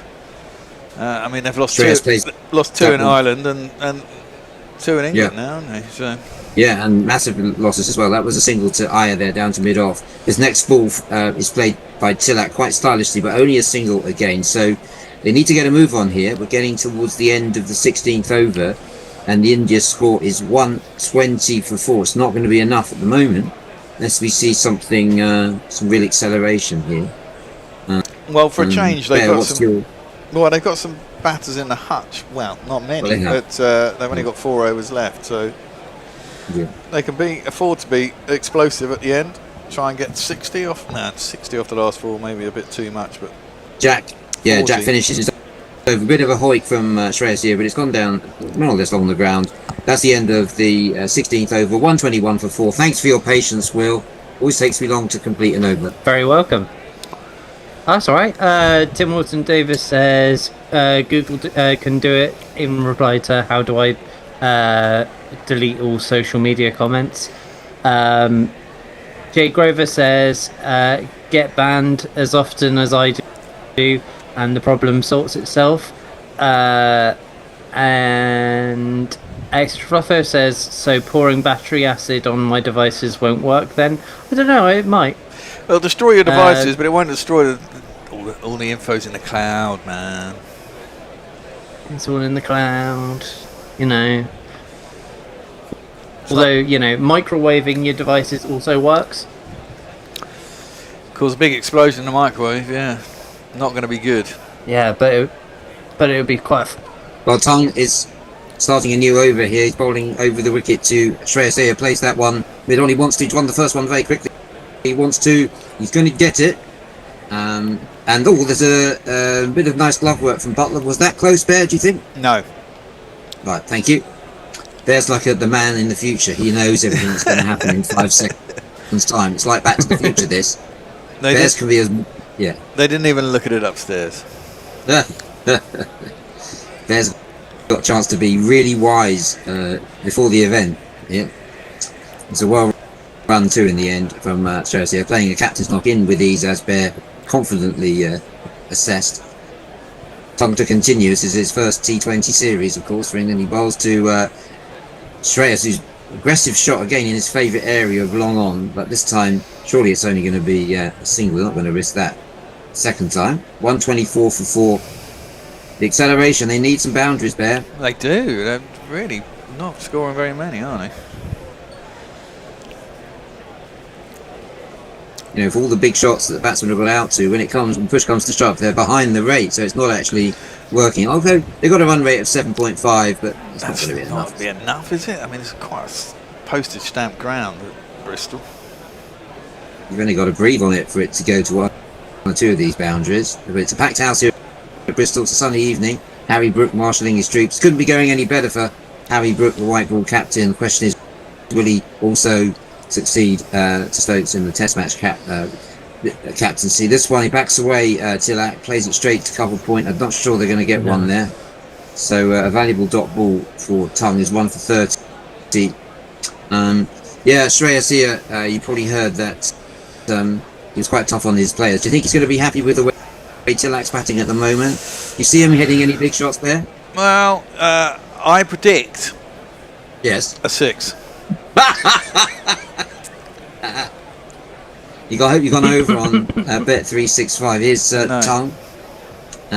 Let's see if he can keep them down and not go for a 6 as Bear suggested. This one, Tilak rocks by. My God, Bear, it has gone for 6. It's gone into the crowd, just in front of the... It's nearly gone into a flat, Dave. Yeah, it's nearly gone into one of the apartments. It must have heard Bear. Bear said that's going to go for 6. It has gone for 6. Tilak is the perpetrator. He's on 11. Yeah, that must give you a lot of satisfaction. Lots of satisfaction. I can see into the future, Dave. You know what I can see next? What? A wicket. It's coming. I can see it. Let's see. There hasn't been wrong so far. And he puts his money where his mouth is too. He's on Bet365. It's like a time machine here. If only it was, Dave, I'd be coining episode of Back to the Future. This one, Tilak goes onto the back foot. He's put it straight into the hands of... looks like Adil Rashid there. He's going to be out. No, it's Rehan Ahmed takes the catch. He's out, caught Rehan Ahmed off the bowling of Tung. That's the end of Tilak. It's a short-lived innings of 11 runs. And India now 130 for 5. How do you do it, Bear? I don't know, Dave. I'm psychic. Another one bites the dust. I think that is going to be out, Fred. Another one bites the dust. Gautam Gambhir looks like he's eating a cricket ball. Amazing thing is, Bear has time not just to predict what's going to happen, but also to rush into the vocal booth to record that jingle. Absolutely, I can do everything, Dave. You know. Yeah, well, you can. You'll next hear me excoriating Phil Salt as he comes out to bat. God, I hate that. Really hasn't happened yet. Right, we've now got. Is this Axar Patel? No, it's Washington Sundar, who's come into the team to replace. Oh, Arnav told us this earlier. Harshit Rana. Thank you, Harshit Rana. So Washington Sundar has had a good IPL. He did well when he played in the Test series when he was called up later last summer in England. Let's see how he gets on. I suppose we need to ask Bear. Bear, how is he going to get on? I predict he's going to miss his first ball. Okay, right. So now's the time to put the kettle on, because nothing's going to happen in the next ball. From Tongue. He hasn't bowled it yet. Not on my feed. He's having a look around. Tongue, he's asked his mid-off to drop a little. And I wonder if he can, as Bear predicted, get a dot ball here. Washington Sundar, it's his first ball. It's going to be too quick for him. Yes, it's too quick for him, as Bear predicted. And Washington tries to get a bat on it to guide it down to third man, but he was about 2 weeks too late there. Yeah, about that. Yeah. So he's bowled out now, isn't he, Tongue? Oh, that's the end of Tongue over. Yeah, well, 17 overs gone. India, 135. They went Jofra and Tongue 3 up top each, didn't they? Trying to blow some more wickets in. That's right. We're going to see Rashid as the doing some sort of pretty much death bowling. He's the 18th over.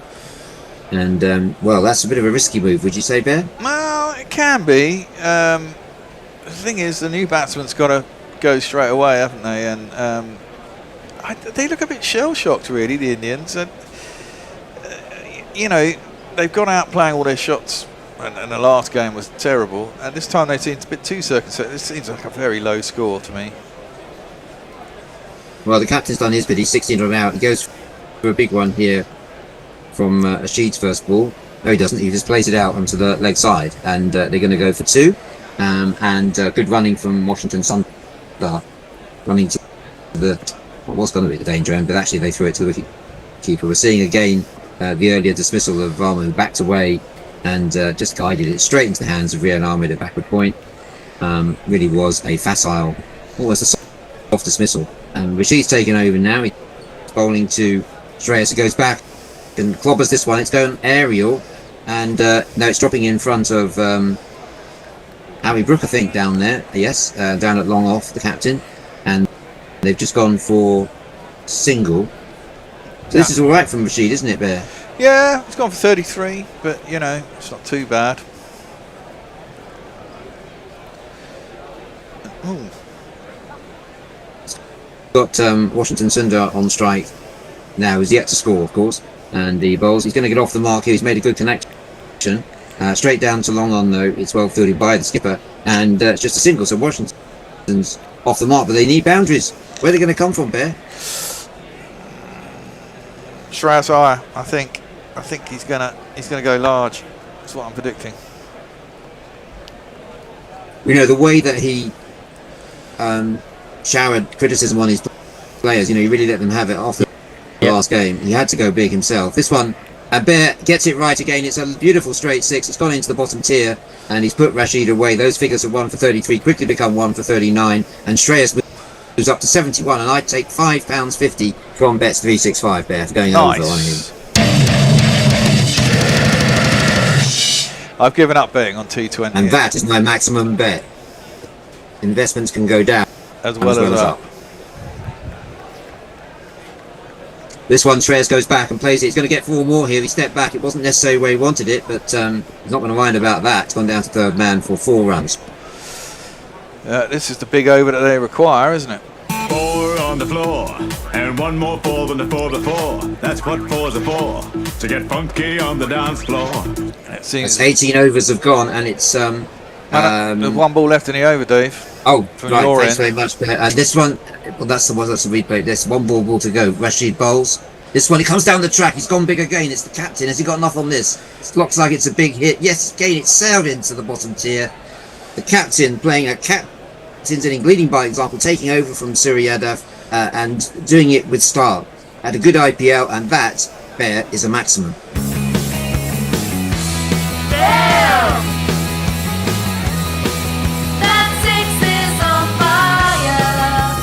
Suppose you ought to look at Will get in, really.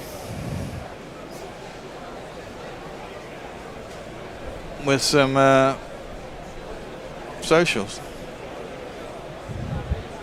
Yeah, Tim Wilson Davis says, can someone get Trump to overturn the Kwanzaa red cards? And Grossoak says, Bear, I bought a few GPL tickets. but I haven't found the opportunity to use them since. Do they accrue interest, or are they tied to the book? No, they don't. I didn't open it today because no one has been entering the GPL, so I forgot to open it today. Yeah. But now I know we should do our own over and unders there. Well, yeah. Game of skill. Indeed. It is a game of skill. And Lockie says Will needs to explain what happens after the Penguins defeat the Dragons in the ice battle. Oh. I will email you a massive... I've got like a... Like if you want my email, I'll get in touch with some of the boys and I'll email you over the thing. Sammy Curran into the attack. Outside the off stump. Washington Thunder gets nowhere near that as he and it's no run. It's another dot ball. How do you see this over progressing from Sam Curran now, Bear? Well, I'm hoping it doesn't go large. Oh, what are they on now? 160? Yeah, 150. 151 with 2 overs to go. Still doesn't seem big enough. Only 151. 150, sorry. Yeah, it seems quite a low score, doesn't it? Here's Curran. Oh, yeah, right in the block hole again. Anything Washington can do is just jab down on it and take a single. So this is good bowling from Sam Curran, Bear. Yeah, indeed. Everything has been right up there. Can he keep Shreyas Iyer quiet as well? Well, you have to find out next. Sammy Curran tipped to be the next white ball captain. I think that would be a good move. Not a bad one. Well, yeah, but Harry Brooks should be there for a while. Some saying Sam Curran should be. Well, but, we were talking about him for test. Well, if he takes over the test captaincy there. Maybe. Sammy Curran. He bowls something of a T20 specialist these days. No. Doesn't play a lot of championship cricket. That's being fielded by on the boundary there. 1 run to Shreyas. He goes on to 78. What do you knowing about, Will? Sam Curran being the test captain, that would be terrible. If that happens, I'm entirely switching allegiance. You've got a Pakistan series, you'd say you'd be neutral. In general. Well, yeah, no, I just mean in general. Again, it's right up there. He's got Washington all sorts of trouble. He can't even get a single here because it's gone dropping down by his feet, and Curran has anticipated that and gone to meet him. And he made about 2 yards out of his crease. So Washington Thunder having a tough time again. Another example of an IPL player seeing that international cricket is a whole different ball game. Yeah, very much so. I mean, not a lot of these guys get out of India a lot, do they? I mean, let's face it, unless they play on the test side. I mean, the last one-day World Cup was in India, and the last T20 World Cup was in India and Sri Lanka. So, I mean, they've had it all their own way for the last, 4 years, pretty much, when it's come to white ball competition. Exactly. This one makes better contact. He's only going to get a single because there's a man back on the deep extra cover boundary. So Washington Sundar is a tortuous innings, but for an Indian cricket fan would be fairly tortuous. He's only on 3 singles, leaving it all to the captain, Shreyas, the new captain of India's T20 team. It's been a good series, but obviously under the radar, England winning these matches, but everyone's thinking about another sport at the moment. Well, yeah. France versus Morocco tonight. There you go. First quarter final starts at 9 o'clock kickoff, I think. That's going to be an absolute belter, I reckon. Here's Curran to complete his over. It's this time slightly down the leg side. Shreyas helps it down to deep square. Again, it's only a single, so a terrific over from Sammy Curran. That only went for 4 runs, and with just 1 over to go, India 154 for 5. Well, yeah, I don't think this is enough, but you never know. India looking at 5th successive defeat if you take out the abandoned match. It's 5. It's played 5, lost 5 if they lose this one, but it's a long way to go. Jofra Archer's got an over left. It's probably going to be him, and certainly is. Harry Brook having a word with him, making sure he's okay. Now I think Sammy Curran for the white ball team, and then Brook will take over the test captaincy. I don't think he's had. I think he's too much of a bad press. He's been following captain's orders. Yeah, but I don't know. He throws it away too much. I mean, he still gets 50s, but then he throws it away. I mean, New Zealand played well against him and route, didn't they? I mean, they had guys up to Blundell was up to the stumps, pinned them in the crease. This could be the end of Shreyas. It's gone aerial. He didn't get behind it, and it's dropped safely. Archer's extra pace really did him there, and Archer will be disappointed. Both men were back on the boundary. If he kept one up, perhaps. So he can't expect to get a straight catch or a miss hit with both fielders back on the boundary.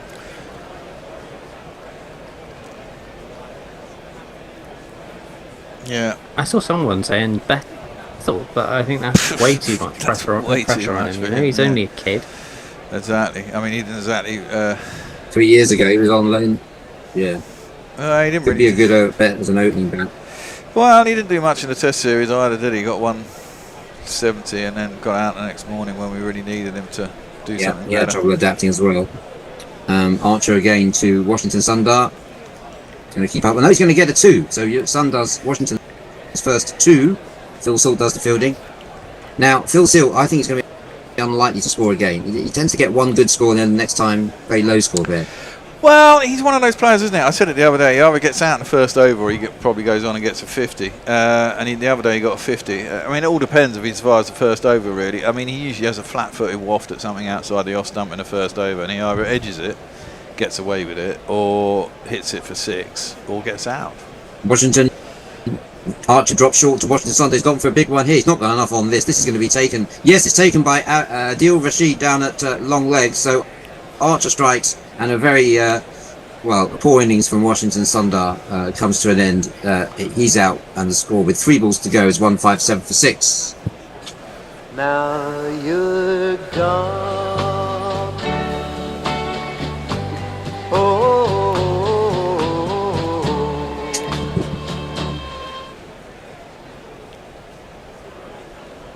Yeah, poor shot.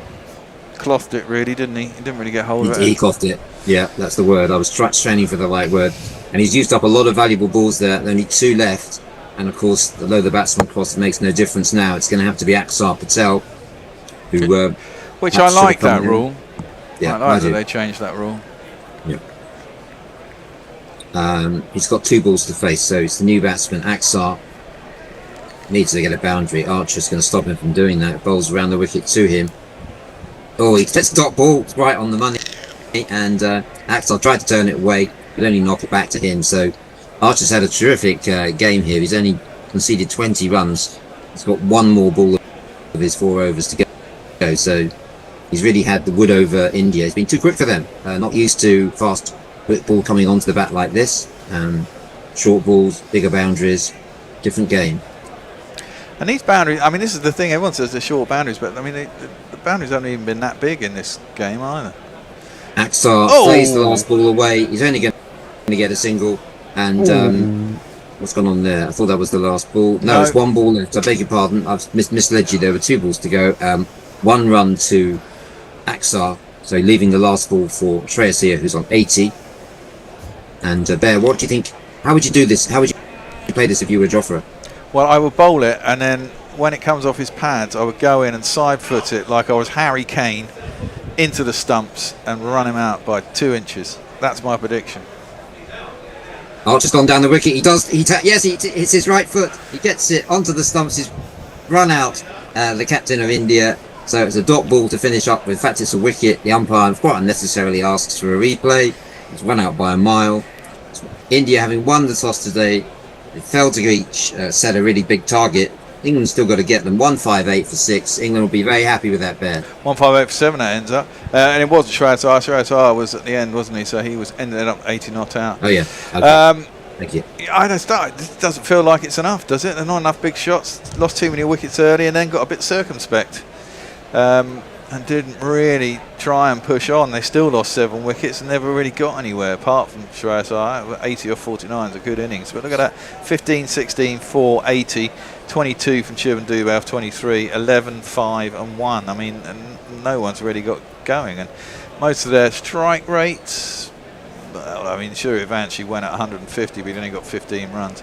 Everyone else was close to 100. So, I mean, again, not a very good performance from India. They look a bit befuddled as to how to play it currently over here. They try pushing the explode button from the off and keep getting out. So they've Tried something different here today, and that still hasn't worked. They've been a bit found out overseas, haven't they? But hey ho. They have in English conditions, that's for sure. Who would have predicted England would win this quite so easily? India not having adapted. It'd be interesting to see the formation of their ODI team, which perhaps has more relevance to the next World Cup with the 50 over. I'm looking forward to that 50 over competition, Bear. Well, yes. I'm going to try and get into the studio for one of those. Coolio, that'd be nice to see you down. It'd certainly be easier with all this heat that the computers aren't working. The more people in the studio, the better. And not that we love you people on Zoom. Yeah. But, Zoom doesn't really work in the heat, it appears, until I can get an air conditioning unit. But since I can't find one in the country that's big enough, until I can, can't solve the problem, unfortunately. I see we have a super chat from Jay, which we should probably use to end the innings. Yeah, so it's Jay. He sends us a £5 and he says, I nominate Sam Curran so that just so Will and Jez can overcome their irrational hatred of him. But I say no to that. He also says Morocco versus anyone would be an anti-colonial derby. Mint. Yeah, I'm well up for that. It's going to be a good game. Thing. Morocco could do them. I reckon but also it's France, isn't it? It is France, but Morocco remind me of Paris Saint-Germain, though, the way they play. Yeah, I get that. Any other last messages, or should we just go on a break? Let's just go on a break. I'll pick up when we've come back. I mean, my last thought, Bear, is we were talking earlier. I just wanted to get your view on this, as you know, as to whether there's a surfeit of T20s, or we'd like to see more international T20s over the course of a year. Well, they seem the easiest ones to put on, don't they? Everyone seems to like them. And ODIs have become very unfashionable, even though we've got a one-day cup next year. And the thing about the bloody ODI World Cup is it goes on for fucking ever. I don't know if we'll be able to cover it all next year in the way that we have done before. We've tried to cover every game before, but I don't think we'll be able to manage it next year without an influx of talent and availability. Well, it's a long way off, though. I mean, it's October next year, so we shall see. And on that note, I guess everyone go and have a cup of tea. Although I don't like cheers, tea. Bear. Good to talk to you. Yeah. Cheers, Will. All the very best to everyone. Okie dokie. Cheers. And we'll be back in about 5-10 minutes, I imagine. Until then, goodbye. Yeah.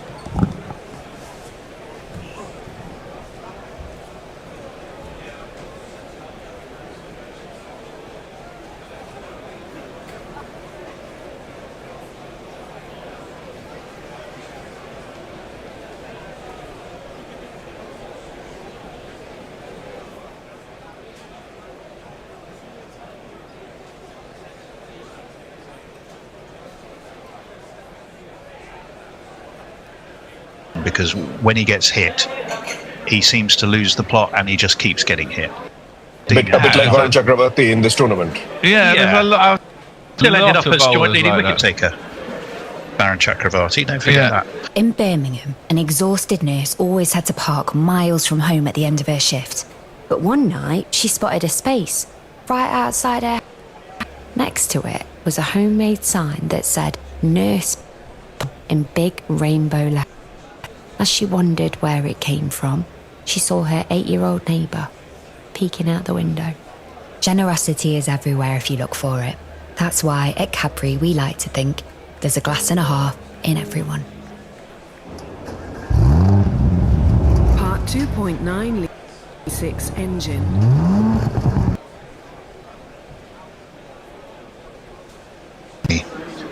Quite amusing, because I think it was his charming wife who suddenly leaps up, a huge level of excitement, and MS has to sort of grab her and gently no, that wasn't actually a catch, it was somebody in the crowd that caught it, so this bloke's not out. So there was that kind of interesting conversation going on, but it made me think of all those times when we've watched MS Dhoni, who seemed to be playing only for net run rate and seemed to grind to almost a halt in his batting. If you had a young MS Dhoni, or a younger, an MS Dhoni in his prime now, would he make this India team? Oh, I think he would. He definitely would. He would probably make it as a finisher rather than coming in early like Ishan Kishan does, for example, or Sanju Samson does. He'd be more because the I don't think Hardik role, wouldn't he? it would be more like a Hardik role. I agree with you. Although Hardik, in recent times, bowling has really proven to be useful. Like Tony was mentioning in the semi-finals, that 18th or 19th over, 18th over was, or 19th over, I think was that really pulled England back in the end. Bumrah and the Bumrah's 18th and his 19th. And 2 spectacular catches by Axar Patel actually as well. Things that and they were so spectacular that I was watching the commentary when I was off Guerrilla Cricket commentary on for the finals, and every time the Kiwis dropped a catch or couldn't get to a catch, you had Ian Bishop commenting. Akshar Patel. We got there, Akshar Patel.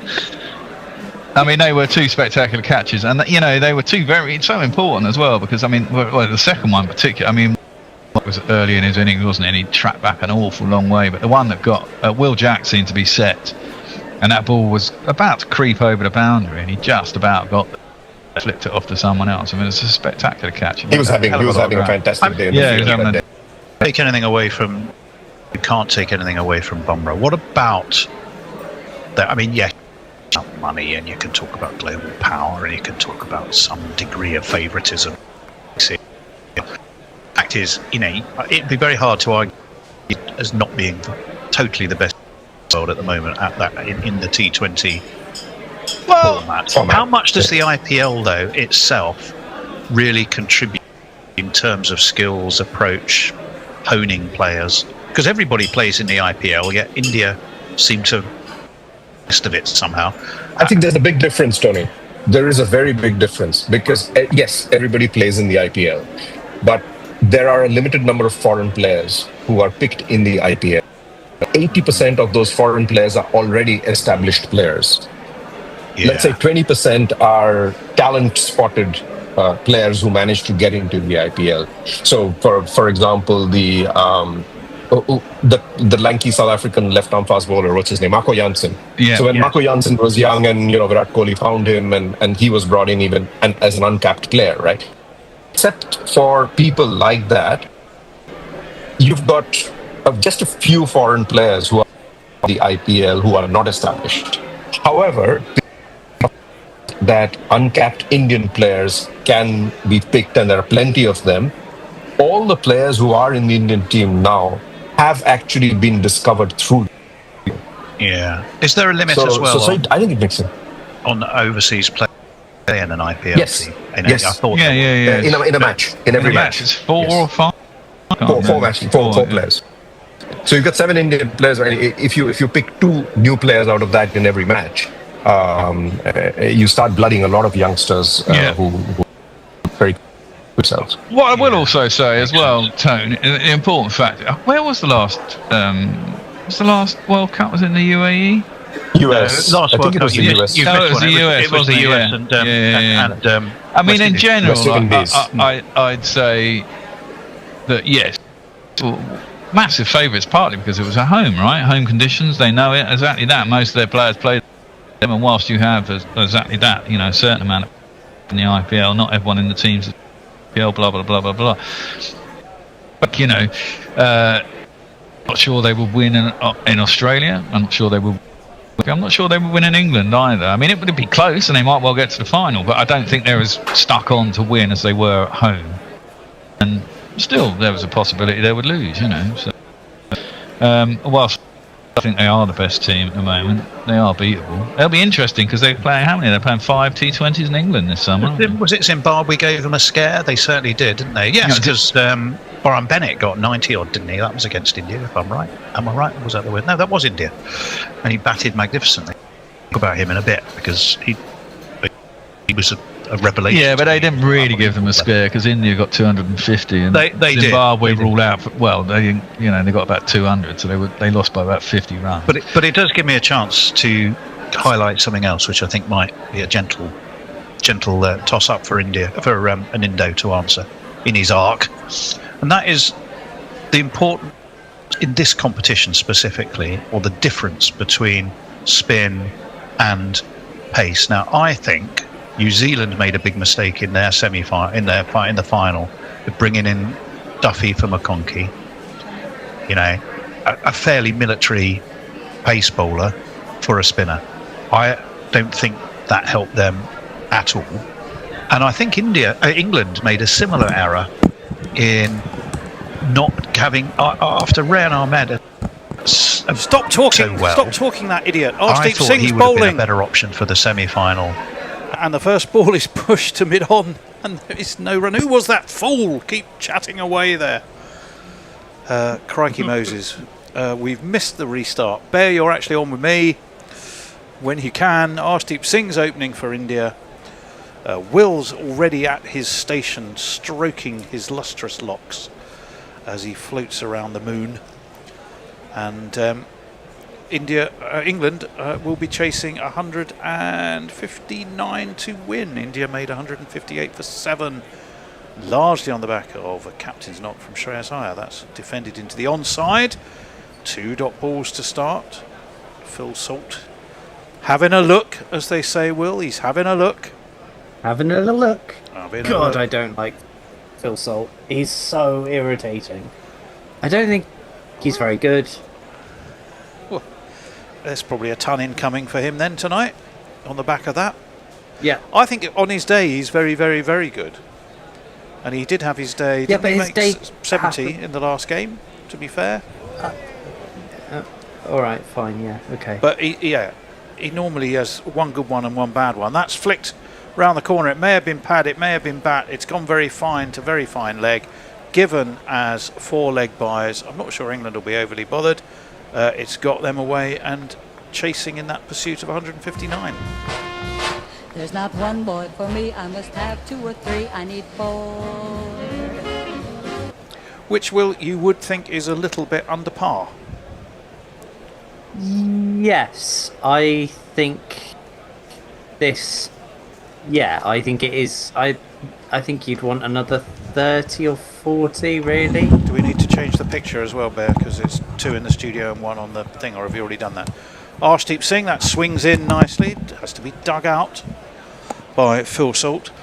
And doesn't matter, they know what I look like. Yeah, I was just checking. We can see you, Will. I don't know why. Put the Will in. Just put us 2 in. Where there's a will, there's a way, Ben. Absolutely. And we've got a will. Oh, jeez, fucking so hot. 1 ball left of the first spin. A good over, actually, by Arshdeep to start with. Well, no, 2 balls left. So it still has time to go pear-shaped or to pick up a wicket. Let's see. In comes the left armour. Turned into the onside, straight to mid-wicket, though. Phil Salt, a little frustrated with himself. He's trying to think through. He's sort of retrospectively playing the shot he wished he'd played. But it's been right on the money from Arshdeep Singh so far, Bear. He did last game, didn't he, as well? His first over went for 1 or as a maiden, and his next over went for 27. Ah, well, who knows? More basically, it stopped swinging after 1 over last time for Arshdeep. Second over, he can get it to swing. It's more humid. I mean, I don't know. I can't speak exactly for what it's like in Bristol, but it's definitely more humid here. That's a big shout for LBW. No, says umpire Warren. And Arshdeep's having a little question, bit of a conflab. Various Indian points of view are coming in. Ishan Kishan, Probably pitched outside leg. Yeah. And probably too high. Tick, too late. Now, the question is, I'm sure, do we get the chance to see? It didn't seem to be much. Here's the replay. Left armour, don't think it was outside off. I think he got a bottom edge onto his whatever thigh, it was, didn't it he? hit the top of his thigh as well. Let's have a look. Too high. No, he's a long way down, too high. Well done, Bunny Warren. Absolutely the correct decision. End of the over to Will, floating in his tin can, high above the earth.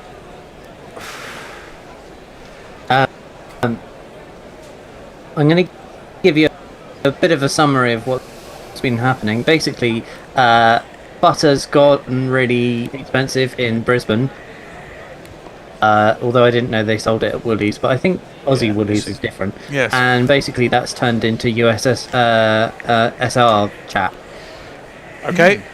That's Nice. lovely, Tracy. And that's where we Beautifully find done. ourselves. We very much do find ourselves there, my dear old thing. Right. Butler to face. He's going to be facing the new man who's in tonight, Prasid Krishna, who clips, or is clipped, straight towards short mid-wicket though. And it will be another dot ball. Let's do some jingling. Here's Joss Butler. Pryor ain't no loss, 'cause we found someone subtler. Okay, he can't spell Joss, but he also can't spell Butler. Joss Butler. Just because he is Joss Butler. One S and two T's. What he- Joss Butler. Well, one S and two T's was attempting to work that away to leg and somehow edged it out towards cover. Wow. And it would be another dot ball. He's certainly not what he intended. Must have got an inside edge, otherwise they'd have been up for a big appeal, wouldn't Yeah, they? I well, mean, we'll he was find playing out. right across it. He certainly was, Prasid Krishna. Looks Yeah. like he's feeling the heat already. Let's have a look. He's a right armour. He has a slip, by the way, in place. Nah, it's going Yeah, down, it's off the probably. pad. But he it did was going appeal. down. He did appeal, but it was very half-hearted, going down leg. No one seems inclined to follow up on the review. Oh, maybe they have. Maybe they have. No, I think they're talking about something. Oh, maybe they are. I don't know. They haven't actually The signalled TV's fact there not is a telling review. us anything. No, they're pretty hopeless. 4 without loss. I think we're about to carry on. There was no review. Prasid Krishna is going to be bowling. Has an economy of 11.5, so that's expensive. And that's a horrible misfield, and it should get a single. It does. Joss Butler found his way to the other end. Phil Salt perhaps a little slow as the non-striker to get to what is now the striker's end, but it's one more to the score. It was straight to the fielder. India only played here once at Bristol, 2018. They won that by 7 wickets. How many players there on both sides do you think are still playing tonight who were in the 2018 teams? T20. Well, this game, yeah, T20, T20I game. Let's hold that thought for a second. None Prasid from Krishna India. in. Worked again. Was that pad? We're going to watch the umpire with some interest. It's gone back with a square. They've taken one, and it's one leg by. You are correct. None from India. Who from England then? Adil Rashid and Joss Butler. Brilliant. And Absolutely maybe spot on. Oh. No, that's perfect. it. Those are your two. Butler and Rashid, and no one from India. You are dead right. God, I've watched a lot of cricket. I had to look that up. I wouldn't have known that. Actually, common sense. Common sense I might says have that got there. Yeah, well, I got there by common sense in Yeah. reality. You did. You think? I mean, that's logically. quite a long time ago, really. 18. That's 8 years ago. 8 years ago. It's a long time in. It's a lifetime in politics. It's a long time in most things. Well, I'm hoping that Binface beats fucking Farage. We're all hoping that. Oh God, wouldn't that be? We should let him come on the show and do his manifesto. That one is slapped. Yes. To mid off. Again, just a single taken though. No, they didn't take a single. Quite right, probably because it was straight to the fielder. So steady start, slow start from England. Only 6 with 1 ball short of the end of the second over, bowled by Prasid Krishna. So he's been pretty tight, really. Just 1 ball and a leg by so far for him. I mean, it's a real opportunity for him to find. Does he actually want to go into being an MP though, or does he always do it as a joke? Prasid Krishna? No. Oh no, Binners. Binners. Right, he comes down the track. Butler got into a right old tangle. It was too high and bounced too much to really have come down as far as he had. He rather inside edged. It didn't hit the deck. It was a full. He was able to take a single. He's pinched the strike. It's 7 without loss after 2. Butler has both of them, and of 2, the rest is extras and Salt yet to score. Will. So I was just going to say, do we know when the actual by-election is? He wants it to be in August, but I don't know if he gets to say exactly when it is, does he? Yeah, I don't know. Committee has to Spinners is going to win. Well, Binners, I think the Monster Raving Loony Party might also be fielding a candidate. That'll split the vote. I know. I'd much rather it was a two-horse race. Well, it's going to be a fun. It's going to be a fun. As they say, hustings, isn't it? Between a novelty candidate with no real policies and Count Binface, as that one is turned away towards the mid-wicket. Again, no run frustration for Jos Buttler. Good start for Arshdeep Singh. He has yet to concede a run in his first 7 balls. You don't see that very often, Ben. No. There was 4-leg buys, wasn't there? Yeah, but that's off not the off bat, him. Off the bat, yet to concede. So it's been a good start by India. I mean, England have relative amounts of time. 159 all they are chasing. And Arshdeep, who's bowled very well indeed. In he comes, left arm. That's smashed high, long. Has it gone far enough? It has. Arshdeep has conceded runs. He's waited and waited and waited, so he's made it worthwhile because he's just conceded 6. Slapped back over his head by Jos Buttler.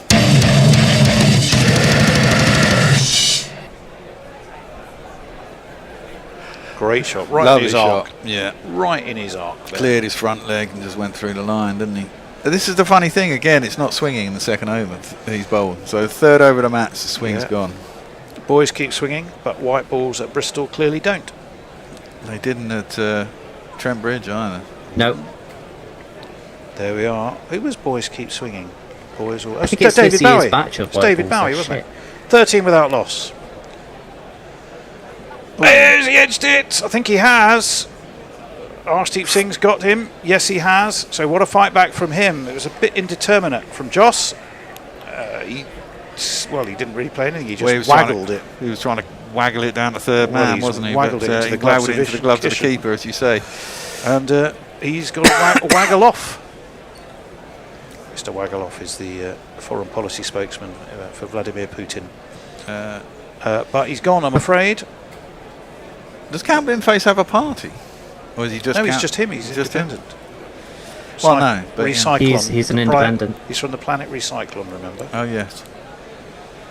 He has very clear policies. Yeah, he's going to build at least one house. Yeah. What was his great one in Makerfield?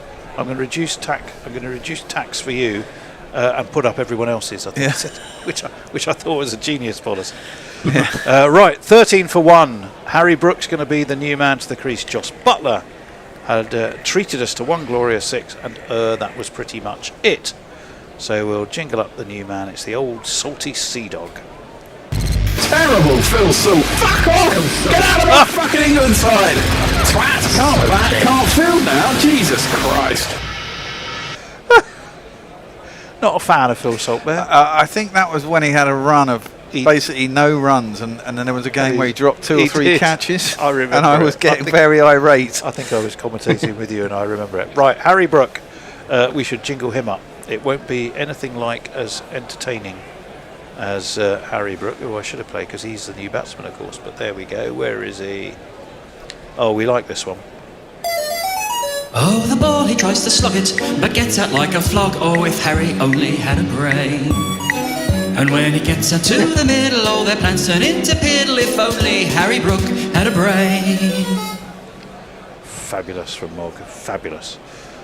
Full, onto the back foot, goes Brook, rather hurries him a little bit. He seemed to sort of step back, get himself in position, and then still had to jab the bat down. Maybe we have dot ball into the onside. Maybe we misjudged the wicket a little bit. Maybe it isn't as easy to score as we think. Well, it's not been straightforward for England. 13 for 1. They've lost Jos Buttler. Phil Salt's yet to get off the mark. He's faced 7 balls going precisely nowhere. Harry Brook has faced just 1. Well, whatever happens, you're pretty sure Harry Brook's not going to hang around. I wouldn't have thought Normal modus operandi is slap 20 or 30 and then get out caught somewhere. We shall see. Arshdeep Singh has bowled very, very well indeed. There's Harry Brook off the mark. It's the ramp. It's the ramp to a fine leg, over fine leg. I think it might have been caught in the crowd. Someone's celebrating. Did they get it? Well, try and bring you that hot news. But from England, it's one of these. That's a great shot. I mean, to do that right second in front ball. of those flats. Did he take the catch? No. Everyone I think it was coming out the sun, to be honest. And everyone who thought they might possibly catch it in the crowd suddenly realised, I'm not going to see it coming to me. And then it all, as a man and woman collectively, pretty much covered their heads instead. Well, the man in front who missed it, didn't he? I mean, once the guy in front misses it, it could go anywhere, and it's a bit like, Yeah, I think you have to do sort of a walk of shame or something when you miss it. That's really interesting, because Harry Brook wanted to repeat the dose. Arshdeep Singh saw him coming, pushed it wide, and pushed it too wide, and has given away that was a hideous wide. Away an extra. Yeah, but really, because really he knew, wide. he could see Harry Brook was positioning himself to do exactly the same shot. Now, was that a double bluff there? Although I know everyone says there's no such thing as a double bluff, it's either a bluff or it's not. But I think Harry Brook got into Arshdeep's head there, because he really set himself to play the ramp again, and in actual fact forced Arshdeep into an error. 20 for 1, 159 the target. Last ball of the third over. Arshdeep Singh, it's very full. It's steered to backward point, where it is fielded by, I think, Aksar Patel. The one decent fielder in the Indian side. And they've come back for 2. So at the end of 3, it's 15 off that. 2 for 1, 15 off the over. It's got England up and running, and Will is going to be your man with the messages at the other end of the 2 tin cans and taut piece of string. Indeed. Liz got an interesting point. Apparently, Andy Burnham's already endorsed the count, which I didn't know, which seems hilarious. And Extra Fluffy says, what the fuck is Manchesterism? Just being like this. That's Manchester. that noise. Manchester. Yeah. James makes a serious point. He says, serious point. Lots of bots on Reddit threads saying Binface is the candidate of the middle class radio for listening masses. Good move for Binface versus Farage. I don't like Jade being serious. Right. Although I can't imagine there's a lot of middle class. Well, there might be down in Clacton, change but bowling. they do have Jaywick. It's Prince Yadav over the wicket, in he comes, and it's a swing and a miss down leg, and thumps into the gloves of Ishan Kishan, and a rather misfiring Phil Salt continues to misfire. Well, Prince Yadav looked like he was quite rapid the other night. He is quite rapid. It's quite skiddy. What's he done so far? He got a couple of. He got Trembridge. He got 2 not out, and he 2 for 30. But if Butler and Brook were his 2, yeah, he's got one of them still to aim at. He's got a fabulous name as well. I am Prince Yadav. Oh well, we found out that Prince Yuvraj actually means prince. Oh really? That's interesting. Yeah, that's full and straight. That's defended. Cool. Back to the bowler. You're absolutely right. He's from Dariapur Kurd in northwest Delhi. It's a small village near Najagath, best known as the birthplace of Virender Sehwag. So he comes from the same village as Virender Sehwag. There we go, if that's what. And his father didn't want him to play cricket, he wanted him to get a proper job. Like his sister, who's a teacher at a government school. Who's wide of off stump. And Phil Salt finally unshackles himself, because he was offered a bit of width and a bit of time, and he cuts this away through cover for 4 runs, and I got a big smile on his face because well, he's been a bit boxed in so far.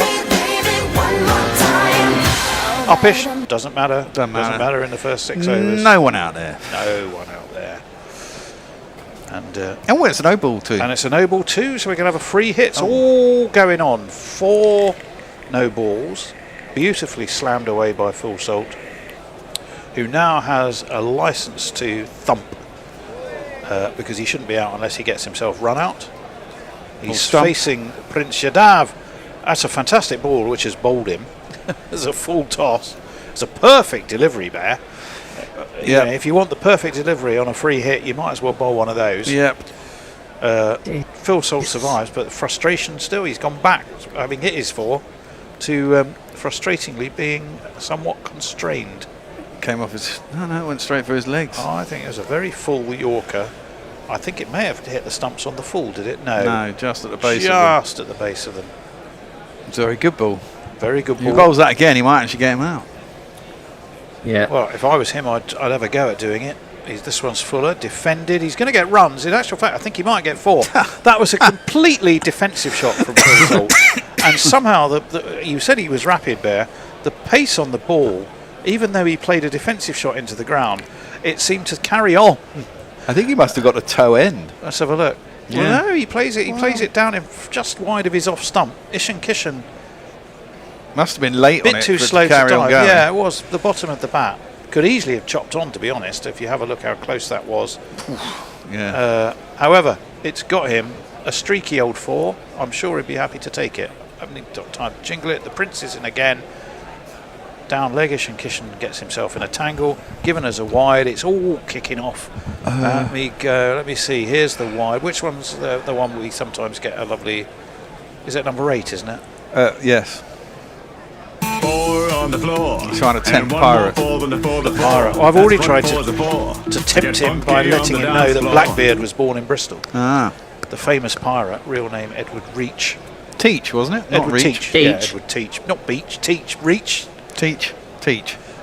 Anyway, he also was. Blackbeard. He wasn't actually born in Bristol. He didn't have a black but- beard when he was born, so far as I know. That's a beautiful, straight drive from Phil Salt. You don't come any straighter than that without hitting the stumps of the non-striker. It's 4 more. It's a good over for Phil Salt. It's been a bit of a mixed bag. He won't care. 14 off it. And England... Still got a ball left. Starting to motor. Oh, have they? Yeah, England well, there's starting been a to wide motor. and a no ball, isn't there? Yeah. The only picture I remember of Blackbeard in my kiddie school book was him with a cutlass in his hand, and he had dynamite twirled into his beard. That was the picture. He did actually have that. Did he? It's a bit dangerous, Yeah, isn't it? so I know. Yeah, but that was the whole point. So he That's just, had like firecrackers in his beard. Turn down to deep backward square, single taken. That is the end of the over, so it's gone for 15, has the Prince. It's 37 for 1 after 4 overs, and we can go to Will, who seems to have lost sound. Will, are you there? It's just everything. Will. I can. No. I think it's just out of sync. Yes, it is. Okay. Yeah.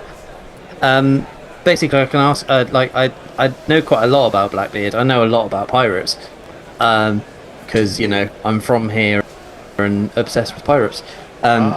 He wasn't actually born in Bristol. He was born in a village near Bristol that is now Bristol because of urban sprawl. So it wasn't Bristol at the time, but now is. Yeah, Bristol was probably 5 people. Yeah. Yeah, it is like watching an Odour Eaters ad. Do you remember the Odour Eaters ads? No. Oh, it was probably before your time. They were horribly badly synced. And it would literally be, it's the charcoal. Every time you watched it. Yeah. Happens a lot on TV.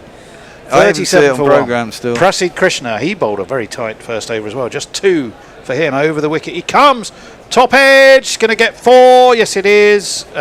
You don't stop them. Goes flying away down to the third person boundary. Third. Anyway, doesn't matter. You're getting all woke on us. It's third man. Well, third man, all right. Have a bit of Bob Seger to celebrate. Bob Seger and a silver bullet band, that one. Yeah, it was the silver bullet. He was born in Bristol, late 1600s. Go on to become one of the most infamous pirates in history with a long-standing legacy left in the city. Sailing the British colonies and West Indies on the Queen Anne's Revenge, Blackbeard and his fearsome crew plundered, we'll wait for Prasid Krishna, who's looking to plunder a wicket, but hasn't, because it was defended and there was no run. Sailing the British colonies and West Indies on the Queen Anne's Revenge, Blackbeard and his fearsome crew plundered many merchant vessels before finally meeting his demise in 1718 in North Carolina. As I'm sure Will was going to go on and tell us. After that's my Blackbeard knowledge exhausted. Okay, did you know that the whole reason that people think that all pirates sound like they're from Bristol is because the bloke that played Long John Silver in that 1950s Disney thing was from Bristol. Defended into the onside. But they all probably inside edgy, no run. Who was that, Will? That's very interesting. I know Darth Vader's from Bristol. Well, the bloke inside Darth Vader, Dave Prowse. He died, didn't he? Unfortunately, he is no longer with us. But yeah. Well, the year he before. drank in the same pub as my dad. He was a big lad, wasn't he? He was quite a tall fella. Just under 7 foot. Okay, well that's tall. I think for most standards that's pretty tall, unless you're Marco Janssen, that's pretty tall. Harry Brook facing, that's very wide. That's a clever ball actually. Perfectly delivered by Prasid Krishna, because Harry Brook was looking to wait and cut, and he set himself for that. His feet were pretty planted, and Prasid pushed it wide, but not too wide.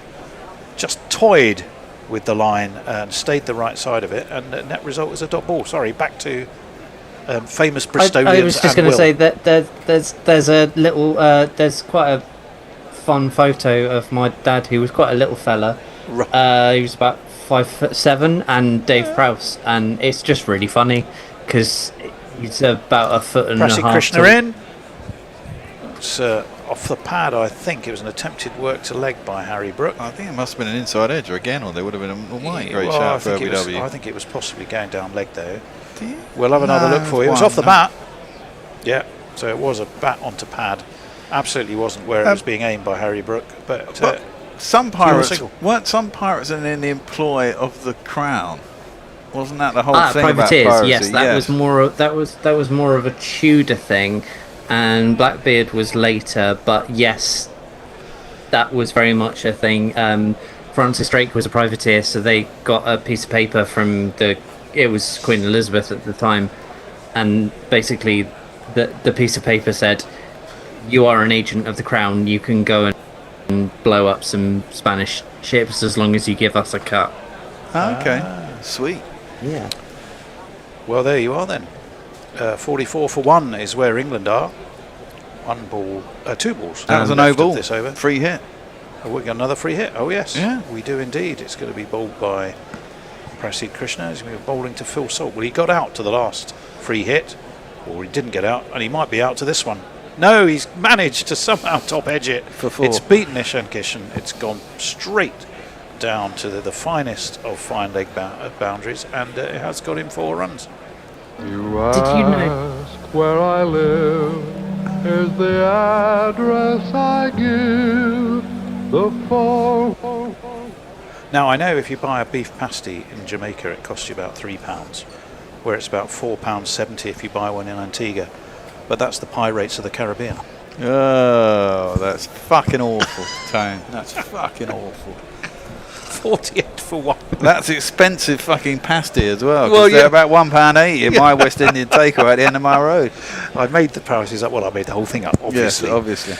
Right. Although I had heard the joke before. Prasid Krishna, in he comes over the wicket, driven away through cover. Is there a man out on the deep? No, there's not. And that's 4 more, and England are starting to motor a bit here. It's Nissan She. It's Nissan She. Well, Phil Salt had 0 off 8, and he's now got 26 off 19, so that's not bad going, is it? A few ropey shots in there, a few lucky 4s, but they all can't. I was about to say, when someone said 5'7" was small, I think my dad was 5'8". I'm 5'8". You're 5'8". And not surprisingly, you've raised the ire of a few, not necessarily tall people there, Will, but not short either. Oh no, I just meant like, but so he compared to 7 foot, is short. Yeah, like he's on the shorter side of average. But when you're standing next to Dave Prowse, you look like proper tiny. It's like that lovely picture Annie posted of herself with Joel Garner, I think. And she genuinely looks like a. I think I got a picture of diminutive myself. Figure. I got myself a picture with Kirtley at the World Cup. That's very similar. Right, 52 for 1, 50 up for England. Holding, he's taller, I think. Yeah. Prince Yadav, none for 15 so far for him. Worked off his legs nicely by Harry Brook to square. Fielded by, I think, Suryavanchi's down there, isn't he? Yes, he is. Very fresh-faced, as you might expect. And quite chubby-cheeked. He's got a little bit of puppy fat there, Bear, well, isn't he still? He is only 15. Allegedly. Allegedly. Yeah. Allegedly. If he had a black beard like Blackbeard, we'd all go, hang on. Right. Well, I remember when Rashid Khan started playing. I mean, he looked 23 when he started. He did. Will, plenty of messages for you to try and squidge in. So, lots of messages. Jay said it was Robert Newton who played Long It John was. Silver. Thank you, Robert He Newton. also Big shout, attempted sends ball. us £2 and says, "So Bear give Tone a slap." I don't know why. What did I do? Oh, apparently I've got one. Don't know. It's a mid-air slap. Single taken anyway. Definitely not where it was aimed. But one more to the score, 53 for 1. they're going to review carry that. on, Will, or are they? I thought they might. It did look big pat on the back for the Prince. And it's not given out though, is it? I think the best it's going to be is umpire's call. Carry on. Yeah. Go on, Will. Lockie says, "Will could body Jack Sparrow, no doubt." I probably could actually, yeah. And then he says, "Bert did lose a leg, so maybe." Bert and Ernie. Just a second, Will, for a moment. No, look at the angle he's bowling from. He's bowling, well, yeah. And look where it's hit him just about in line with leg stump. Hit him in line with leg. And he's outside his front. His leg is probably in front of the crease. That's got a long way to go. That's the best that can hope is to hit the top right hand corner. Well, it's given not leg out, stump. therefore it was exactly. anything that umpires call saves. I think the salty sea dog. I think that might even be missing. I don't think it's missing. I think it's clipping something there. No, I'm not sure it is. I've got a feeling that might be closer than you're giving it credit for. We shall see. 53 for 1. Salt's on 26 and starting to look in good touch. He was in very good touch at Trent Bridge. It's missing there. I told you it was. Yeah, I told you. You don't bloody listen, do you? And then, well, we're going to move on. Phil Salt survives. 53 for 1. Will. There's a lot of people saying, "Oh, Tim Wilson Davis says Sir Walter Raleigh is his favourite pirate." Not a pirate, privateer, different. Did you also know that pirate ships were run on a very socialist kind of thing? They got a pension, they had their health stuff covered. What? It was all split equally. Goodness me, Prince Yadav defended by Harry Brook. That's a very sensible shot from Harry Brook. Couldn't do much else with it. It was a very good Early ball days of the NHS. into the onside. And there's no run. It was proper. I mean, I think it was where Attlee got the idea, but I don't know. It came with a fair amount of risk, I would imagine, as well, though. Cutlass wielding piracy. And if you got caught and you were hung, drawn and quartered, weren't you? Or are they given up with the drawing and quartering and they just did the hanging by that stage? Full, turned off his legs nicely by Harry Brook. They might be able to come back for 2. If they push it, they're going to. They're going to have to run and run hard, and they do, and they get to. That's excellent running.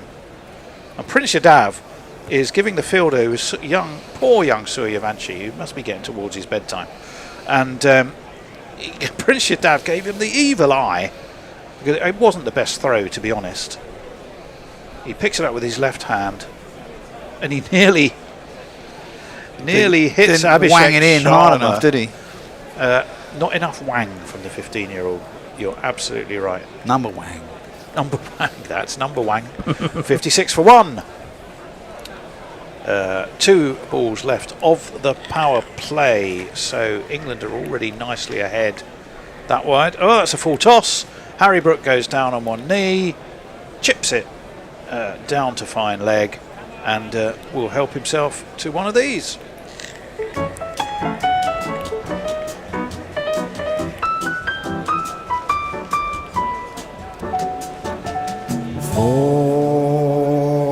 So things looking decent enough for England at the moment, after a pretty slow and steady start, it has to be said. First over or two was quite slow, but they've picked it up. I mean, this is the last over of the power play, and they're on 60. So they've picked it up. There's only one ball left, providing it's not a no ball or wide or extra of some kind. In pull, that's up in the air. Where's it going to drop? Is it going to drop in the fielders? It's going to drop just beyond deep backward square. It was aerial for a lifetime, but it's safe and it should net 2 more to Harry Brook. So at the end of the power play, 62 for 1, which by my maths is 18 ahead on runs, and obviously for 1 wicket left. One less. India were 1 less, that's right. 44 for 2 were India at the end of the power play. So it's gone well for England thus far, I think we can say. Very much so. They look like they're in the box seat here, aren't they? Will, if you're from that Extra part of the Fluffo's just Any idea what those flats cost? Literally overlooking the ground there, because they aren't. So I do. Do you know what? They're not too bad because they're in Ashley Down, which is a bit of a shithole. But they are pricey because, like, so for the area, they're the priciest thing. For Bristol, they're kind of yeah. Well, it's quite a nice view, isn't it? I mean, I suppose you get to sit out on the balcony a few days a year and watch cricket all day. If you want. Well, we have a change of bowling in the meantime, because coming on for India is this fellow. Oh, don't we need to change? Round the wicket. He comes. Steered out to deep cover. Fielded by Arshdeep Singh. They will come back for 264 for 1. What were you going to say, Will? Aren't we due a change?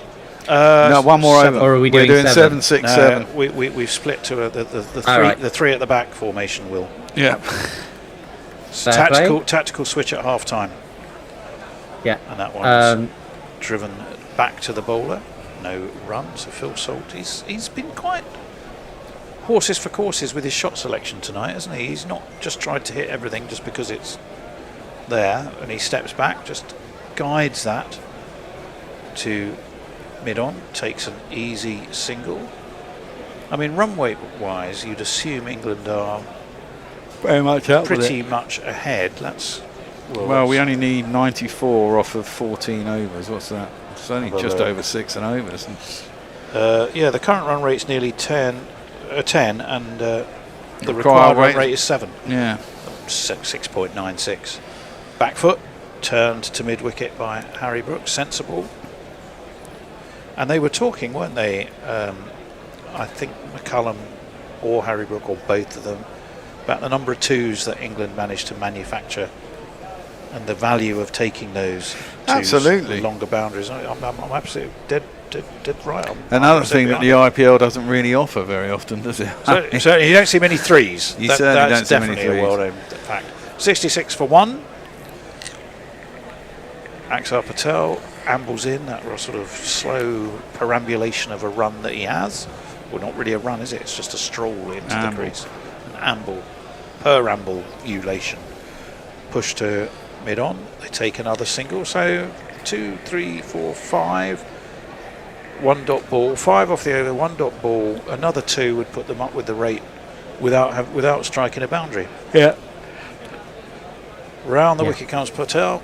That might be 2 again, because it's nicely turned to backward square. Don't think they're going to come back for 2 this time. They're not. So it's 6 off Axar Patel's first over. 68 for 1 off 7. We are going to have a change. Bear, you and I are just staying here, so we're not going to change seats. Okay. There's no point. Well, I'll tell you what I am going to do. But you are going to do some ball by ball. I'm going to grab a beer. Okay. Can you bring my water back? We've been asked for a Pirate 11, and I will put that together for my last shift if we're still on. If not, I'll stick it in the WhatsApp group and you can stick it on Patreon or something. Well, Long John De Silva has got to be in there, hasn't he? That's very good. That's very good. Long John De Silva in there. Yeah. Roger Two's the cabin boy. All right. Okay. There's 2. There's got another one for you. Also, Jay's having a go at me because he says I'm over romanticising the socialism of a pirate ship. In comparison to the Navy, right. Better. Next over. Love ya. Bye. See ya. Washington. Sundar is bowling his first ball. It's outside the off stump and through to the keeper, and there is no run. We loaded him up. Who? Yeah. The Washington. Number 8. Number 8. Here he is. Oh, turn it off, turn it off, turn it off. Turn it off! All right. Oh, is that one? Yes. Dingworthy. Yeah, absolutely. Ooh, Dingworthy. Mrs. Dingworthy. Very much so. Sundar over the wicket. Smash straight back down the ground. Is it to a fielder? No. Nah, it's 4. It's 4 runs. Oh, we've had Bob Seeger. Did you tell Arnold? Yes, it was his idea. Oh, right, okay. Good. I'm here. Yeah. No. I was doing ball by ball. Not only is he a budding fine journalist, Yeah. he's also thinking in terms of production values of the show there. Star journalist. You've got to respect that. That's why he's doing a Masters. Yeah. That one is gone a fucking long way into the crowd, short, and Harry Brook just sits back and splatters it over. Cow. Now, wasn't it Washington Sunder who got taken down? Was it at Trent Bridge? No, or by Bethel, or maybe it was at Old Trafford. That was Ravi Bishnoi. Oh, it's Bishnoi, yeah. Kept bowling back foot, no balls, didn't he? Bowled 2 in and over, went for 27. You're right, it was. Well, India seem to have lost their way, Arnav. They look a bit befuddled about what to do over here. They never had a sense of direction since they've come over to this part of the world. It seems not, does it? Fumbled in the Ireland tour, and I mean, so many changes. That's not very normal for an Indian side. Every game, 2 changes. Hang on, I'm not supposed to be on. Will's supposed to be on. I'm supposed to be off here. Oh well. Will, if you're listening, come back. You're supposed to be summarising, not me. You're the one who said that he had to go off. That one was splattered over cover this time for 4 more. Just carry on, Tone. It's fine. Sure. Oh, well, I'm here anyway now. I mean, in the weight they're going, I don't think it's going to go more than about 16 overs. And if you kids Oh no, Will's turned up again. Right, okay, so you're going to have to come into this. Now I'm going to have to move. Yeah, and I have rather warmed the seat up. I don't mind. It's whatever. I don't like. It's all good. It's No, Tone wants a break. That's what you're not getting. Oh. No, well, it's partly that. Yeah. But on the back foot. Oh, right, 4. God. Clumped by Harry Brook out to the boundary again. 18 off the oval, 1 ball to go. We want some more pirate cricketers, so I'm going to go away and think of a few, and Will, I'm sure, has got a few to his name as well. Just one thing, Tony. You might have to adjust. You might have to adjust the YouTube screen. Yep. Tone, do the screen. That one is not going to be a 4. It's instead clumped down to long off for a single to end the over. 19 off of that one. Ooh, expensive. Who's doing socials? That's me. Okay, let's go to for it. socials. Matthew Cullen says, when Captain Stokes introduced the new piracy ethos, Baz Cannonball, historians say he rekindled interest in the longer form of the practice as short form. Franchise piracy has begun to dominate. Nicely put. Yeah, that was an expensive over by Washington, and England have motored along to 87 for 1 after 8 overs. They only require 72 now, which is much less than they've scored in 8. So yeah, this may not go too long. Clipped out to wide, well, towards Cow Corner. There is a fielder out in that direction. It'll just be the single. Axar Patel went for 7 in his first over. I think Axar's a better bowler than what I don't really rate Washington Sunder's bowling, I have to say. I don't rate him at all. No. He bats okay. Well, he certainly did in the test matches, didn't he? When he's played. But if he's in there as an all-rounder, he's not a particularly good bowler. A proper test player, I would say. Not for wide ball cricket at all. Next ball was... especially not abroad. Yeah. Well, he's another one spinner who doesn't really spin it. The next ball was a dot ball by Phil Salt, and then a ball after that he smashes over extra cover for 6 runs.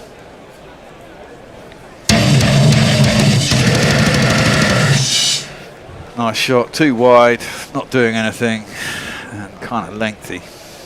So gets what it deserves, really. And that one is played back down towards long off for a single. That's the problem, isn't it? I mean, India produce very good spinners who spin the ball, but in white ball cricket they love spinners who don't really turn the ball. I mean, fair enough, it doesn't often turn that much, but you've got to have a bit more guile than just bowling darts, really. Especially if you're going to bowl wide darts. Darts need to be in at the pads. That one's a bit better, but nicely driven by Harry Brook into a lovely little gap that's not going to be stopped by whoever that was diving down there. Palmed it off onto the boundary, and it's going to be... Abhishek. Was it Abhishek? It's 4 more. Has to be. Just four. And England making this Indian side look very ordinary, which you can't say very often. And it isn't really expected. I think India's making England look extraordinary, honestly. Yeah, this England side isn't good, but this India side. Now that's enormous. Harry Brooks come down the track. That's the cameraman can't track that. It's gone over his head. And England move on to 105 for 1 after 9, and that has gone an awful long way. It might have even gone out of the ground.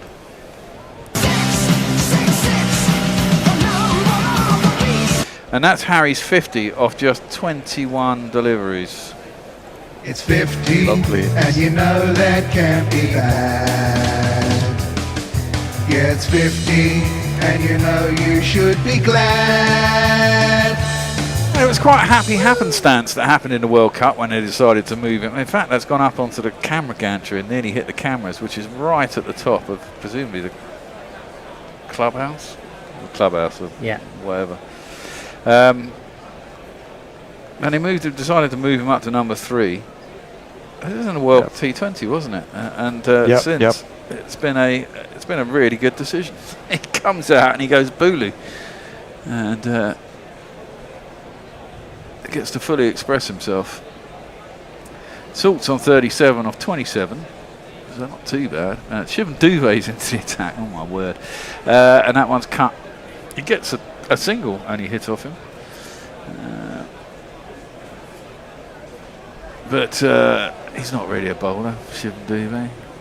He's like Harry Brook as a bowler, really. Kind of military medium dobby.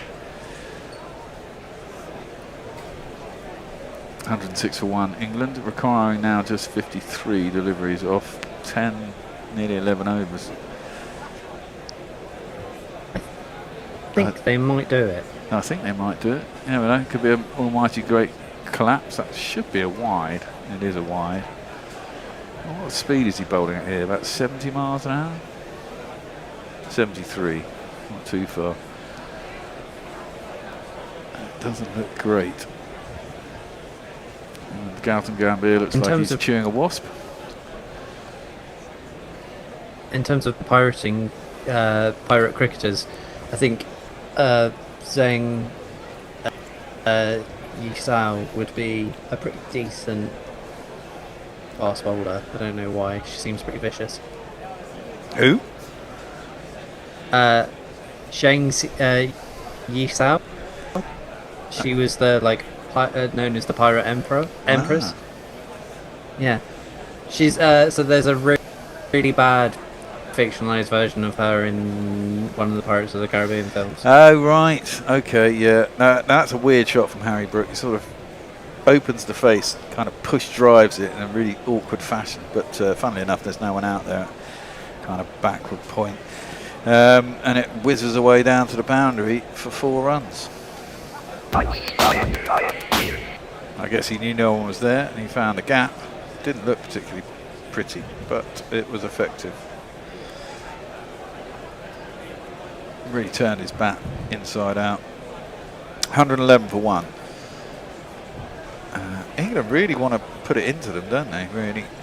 That's smashed out through Cow, or wide long on really. It's not as far around as Cow. There is a man out at Cow and there is a long on, but it splits the two of them and it's 4 more. 1, 2, 3, 4.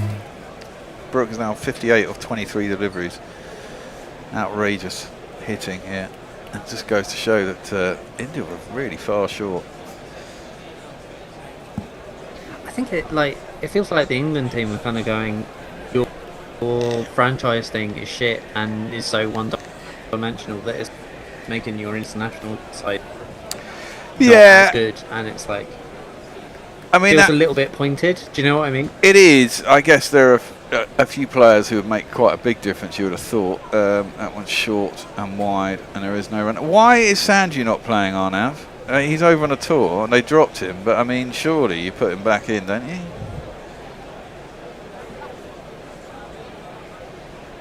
Yeah, it was a surprise for me that they dropped him and not Abhishek, because I would swap Abhishek for Vaibhav, because that's more of a like-for-like change, and as well as Sanju has had experience playing in England before. Yeah. In white ball. And then obviously Varun Chakravarty's lost his lustre. He's not the man he was. But I mean, obviously Jasper is a big miss. That was hoiked down to long on for a single. But other than that, who's really missing? I mean, in the bowling department, who would you actually? I mean, I'm trying to think what. Bumrah. Well, obviously Bumrah, but he can't do everything on his own. He's only got 4 overs. What was the bowler? Bumrah and Siraj have been given a proper rest for this tour. Okay, Siraj, yeah. He doesn't play all the time though, does he, Siraj? He's kind of in and out a little bit in the T20. I expect to see him in the ODI series. I think he'll play all of them. Okay. Siraj. Well, because he can do bits with the ball. Yeah, and he's got good memories of England, doesn't he? That one's just whipped into the leg side, and they'll get back for 2. That ends that over. 2 wide, 4-4, 1-2. Oh god, how many is that? 14 off that over, I think. One more. One more delivery. Oh yeah, one more. 14 so far. It's already working out for Dubé. England on cruise control here, really. India look discombobulated, to say the least. England only require 40 to win. They've still got 10 overs and 1 ball to go. That one's cracked out to point. There is a fielder out there. And it'll be the 1 run to Salt. He'll steal the strike. That's the end of the over. Over to you. What are they saying on the socials? It's a lot of chat about Captain Morgan and Wes Morgan and Owen Morgan. Tim Wilton Davis says Leicester City footballer Wes Morgan was sponsored by Captain Morgan until he got caught for drink driving. And then Matthew Cullen says a pundit, can't remember who, once said with genuine outrage that it was a travesty that Wes Morgan hadn't been called up to the England squad. He was, of course, captaining Jamaica side instead. Yeah. Yeah. Yes. Well. And a lot of build-up for France versus Morocco. Yes, which we're all waiting for. And this game will comfortably be over in time to go and watch that. Kick off at 9 o'clock for that one, isn't it? Yeah. Which I'm looking forward to. Sorry, Will, you were saying? Oh no, I was just saying I can't wait for the France game. I think Morocco have got a shot. Of course, people have been saying that about Michael Elise. It's like, oh, you know, he could be playing for England and all that, and it's like, well, I kind of get that, but also, I think I'd rather be playing for France if. Well, that apparently was his answer, wasn't it? When people asked why don't you want to play for England, because I want to play for France. Yeah. I think, and same with Jamal Musiala, Germany. Yeah, well, yeah. I suppose you're entitled to if you want to. But it'll be fine. We'll teach him that, you know, when it gets to the final and we beat France 3-0, you should have played for England, Michael. You got to get past the Norse god first. Yeah. Oh God! Just take a red and break his leg. Wow. Look, we should know how to stop fucking Haaland. He plays in the Premier League. Yeah, half of them play for him. Exactly. Half of them play for him, and the other lot played against him. So it's not like anyone doesn't know what he... And, you know, there are a lot of times in the Premier League where he is invisible. I mean, England's starting centre-back is his teammate. Yeah. Margay. And it could be John Stones, because it sounds like Reece James isn't going to be fit. Yeah. I love Reece James. I think he's a very, very talented footballer, but he's constantly injured. I know that was a big risk. He's made of glass. He is. I really do think they should have put Trent in that fucking... I know he can't defend very 100%. well, but you know what? He can hit a ball like nobody else. Yeah. Pierce you need to have creative-minded players, no matter what. Also, I was just thinking Bellingham played with Haaland at Dortmund for years. True. Bellingham looks fantastic, doesn't he, in this tournament? Bellingham was so good the other night. Well, wasn't he just? Fucking hell. So good. I'm sometimes at the thought, well, he gets a lot of press, but is he really that good? He really likes. And the thing is, he wants to prove himself on the biggest stage. He's certainly got a fucking ego that says, I'm gonna show you all, and he's certainly putting it out of the pan. It's hard to believe that Tuchel wasn't that enamoured with him, really, isn't it? I mean, he's the centre of the team now, him and Kane. Yeah. Anyway, back to the cricket. Phil Salt drives that one out to deep cover. They'll get a single. England move on to 121 for 1. It's nearly can be done within an over if someone decides to hit one for 6 sixes. Harry Brook can't get a ton unless he gets all the runs and finishes off with a 4, and he get 101. Yeah, he can, still can. Just about. Just. But with Arshdeep bowling, you can bet there's going to be some extras, so it's going to be hard. True that. Well, he's gone for 16, and that was all in his second over. He's coming around the wicket now to Harry, who pulls that wide of mid-on, who's up. There is someone out. It's a very straight mid-wicket. He'll field it. They'll get back for 2. Brook moves on to 61 off 25. Salt's on 42 off 31. And England in cruise control. Require 36 from 58 deliveries. Just over 3 and over. I have a question, non-cricket question for you both. Can both of you tell me who exactly Count Binface is? Count Binface is... well, I don't know if we should actually give his identity away. But don't tell me his identity. Yeah, just what's it all about? Well, he's just a comedian. That one is guided down to third man. I get back for 2. He's a comedian. As far as we know, he works in sort of radio producer. There you go. And for the BBC, I think. He's a little bit of a stand-up comedian, and clearly he enjoys doing that. We've had him on. We've had him on here a few times. Oh, okay. Yeah, he likes his cricket. He's a very funny He's really man. nice. He's a really nice guy. Yeah. He's very cool. Because I saw him on talk shows and stuff. I didn't really understand what it was, but yeah, I mean, he's in he's very much in the tradition. Arshdeep was in, and dear. Brook goes for a scoop. Arshdeep saw him, bowled it very full and into his legs. He sort of pulled his back leg out and jabbed his bat down. And kind of got it round about where he wanted it to go, but it didn't get to the boundary. Instead, it went to fine leg. Very much French cricket there. There's a tradition of like slightly mental protest candidates, basically. Like, yeah. I mean, it was when I was growing up. It was the Monster Raving Loony Party, and they filled a few. You know, who was the guy? Raving Lord Screaming Lord Such. He was the head of the Monster Raving Loony Party when I was a kid. Yeah. And that's the tradition it's come out of, and now you get more and more of them. There's quite a few of them knocking about now. And there was Lord Buckethead before Count Binface. Yes, there was. I always thought they were the same person, but clearly not. They are not the same person. No, they aren't. I thought he graduated from Lord Buckethead into Count Binface, but no. Right, Arshdeep bowls across Salt, so he goes to cut it, gets a top edge that goes inside the short third man and down to the boundary for 4 more. There's not one boy for me, I must have 2 or 3, I need 4.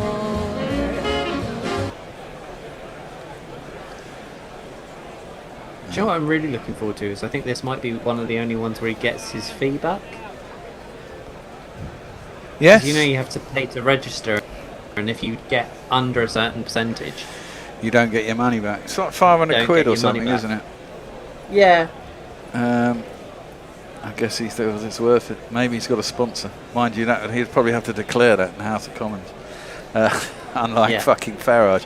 That one is carved out to deep point for a single to end the over. England move on to 131 for 1. I see we have a super chat. Yep. Super chat from Jay Grover. Let's jingle him up for that. Oh yeah, come on Jay. You know you deserve a jingle. Super chat game, super chat game. Super chat game, super chat game.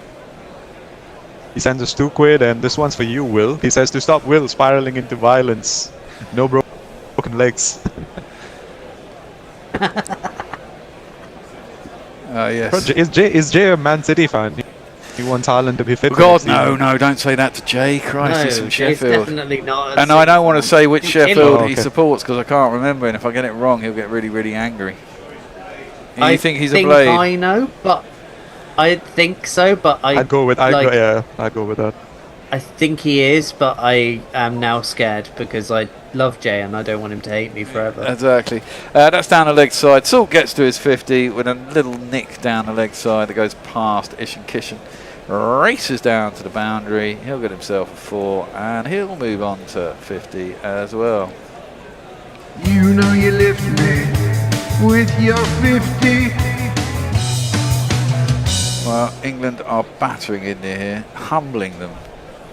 It's one way you could put it. It would have been a wide if he hadn't got a bat on it, but he did manage to get a little bit of bat on it. So all good for him. Oh, now he's gone back to try and cut that. He's kind of followed him. He's missed it. Could have quite hit his stumps. Could have got an under edge. Mentioned something about the wicket doing something funny. Taps it down. And we'll go back. Bristol does go weird at this sort of time. Well, like it would have to go extraordinarily weird for England to fuck this up. They need 24 from 52 deliveries with 9 wickets in hand. If they lose this, yeah. Nah, no way. There's no way. That's not quite out. Driven hard up to mid-off, and Jesus.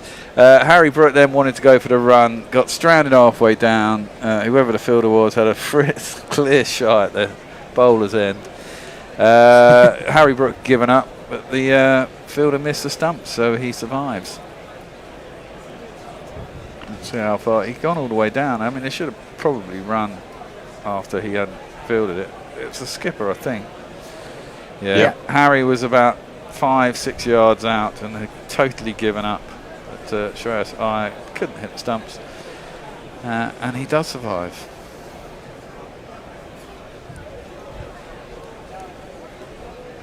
Four only off this over and 2 dot balls.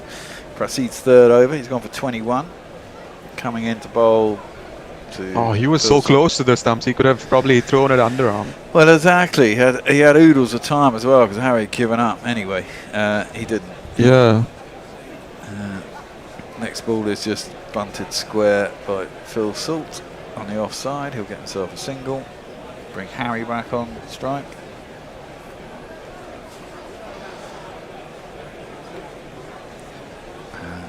This is turning into the most formal of formalities, isn't it? What has happened to this India side, man? Don't know. It's difficult, Ireland isn't it? battered them. Yeah, maybe that. I also think there must be a slight gap in what they should be doing in their nets and everything, because our coach is someone who's never performed on these shows. What, Gautam? So, I mean, could be, yeah. He's not done well in England ever. No. I don't remember him as a player. No, I don't remember him doing very well in England. But surely they've got people. That's down the leg side, by the way. Well, it went over the top of the stumps. Dot ball. Carry on. Haven't they got people in the sort of setup that know how to do England? Well, you do wonder. Proceed in again. Top edge over the top of the keeper. Nearly a 6, but ended up being a 4. It's a top edge, horrible shot, really. But what the hell? Who cares? 1, 2, 3, 4.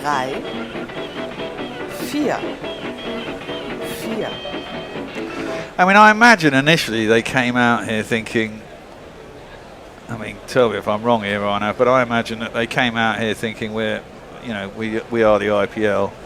and it's the greatest T20 competition in the world. We know how to do it. We do it our way, and it will work anywhere. And they came out here and got completely unstuck. Yeah. A bit of that. Also, sort of, so many new debutants, and Shreyas Iyer's first and second series as captain. So a lot of going on. Also, from the English perspective, England had a message after losing the way they did to New Zealand. So they wanted to come out with some fire, and they've done that. So all of it put together is what the series has been. England dominating India. Yeah, very much so.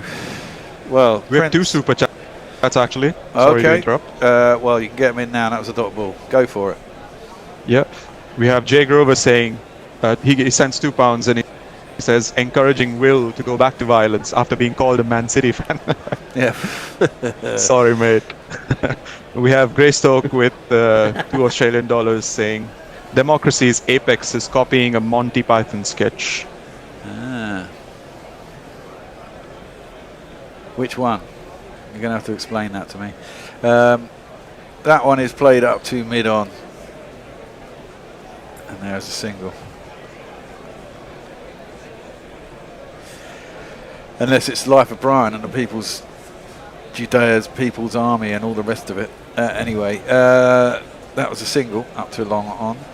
England require now 18. The People's Front of Judea? The People's Front of Judea, exactly. Yeah. Or the Judea's People's Front. Yeah, bastards. Bastards, exactly. Brooke facing up. Prince Yadav is in. Oh, is he going to be out? No. It's down the leg side. I thought he gloved that for a second. Went through to the keeper, who's given us a dot ball. Not as a wide. I bet Ravi's got a few things to say, hasn't he? 100%. Do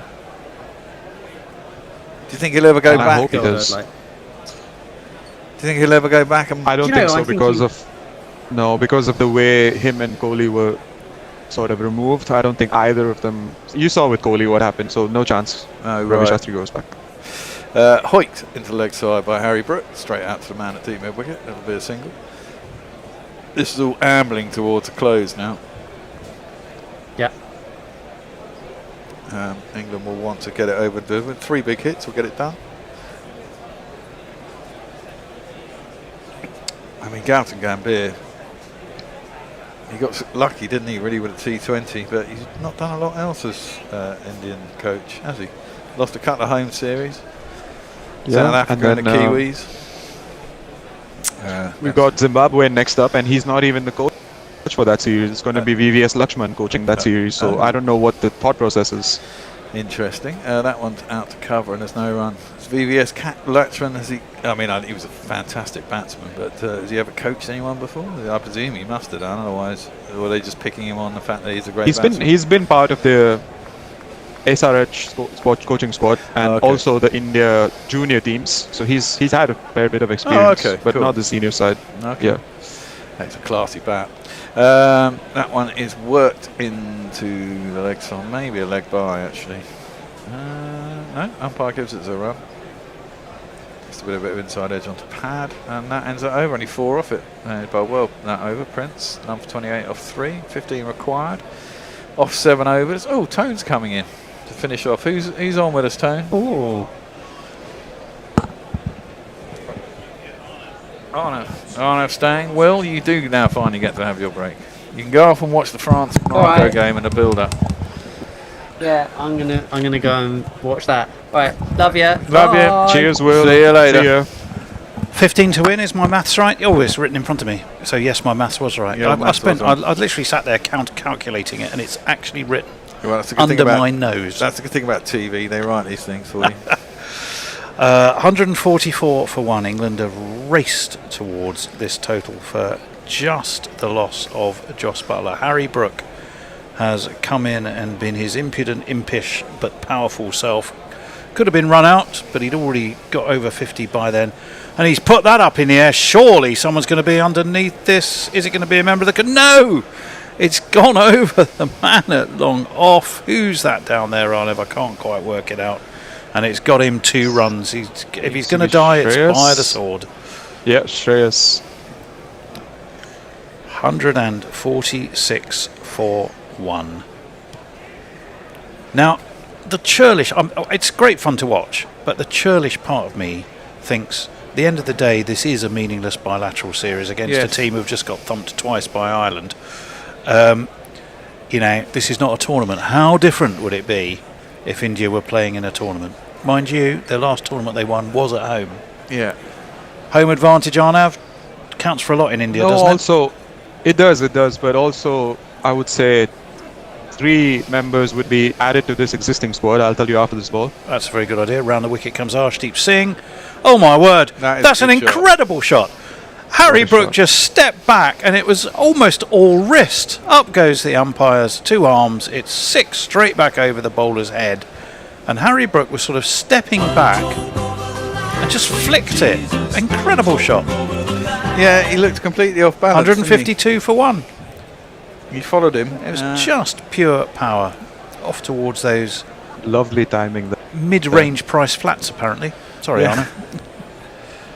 Yeah, so the 3 players that will be added, obviously, Bumrah, Siraj, and I think Rajat Patidar would be added as well if we were playing a tournament. In the ODI squad, isn't he? But not in the T20s. I think they're giving him a rest, which you can understand. They've said that he's... Arshdeep Singh squeezed out through cover by Harry Brook. Should just be a single this time.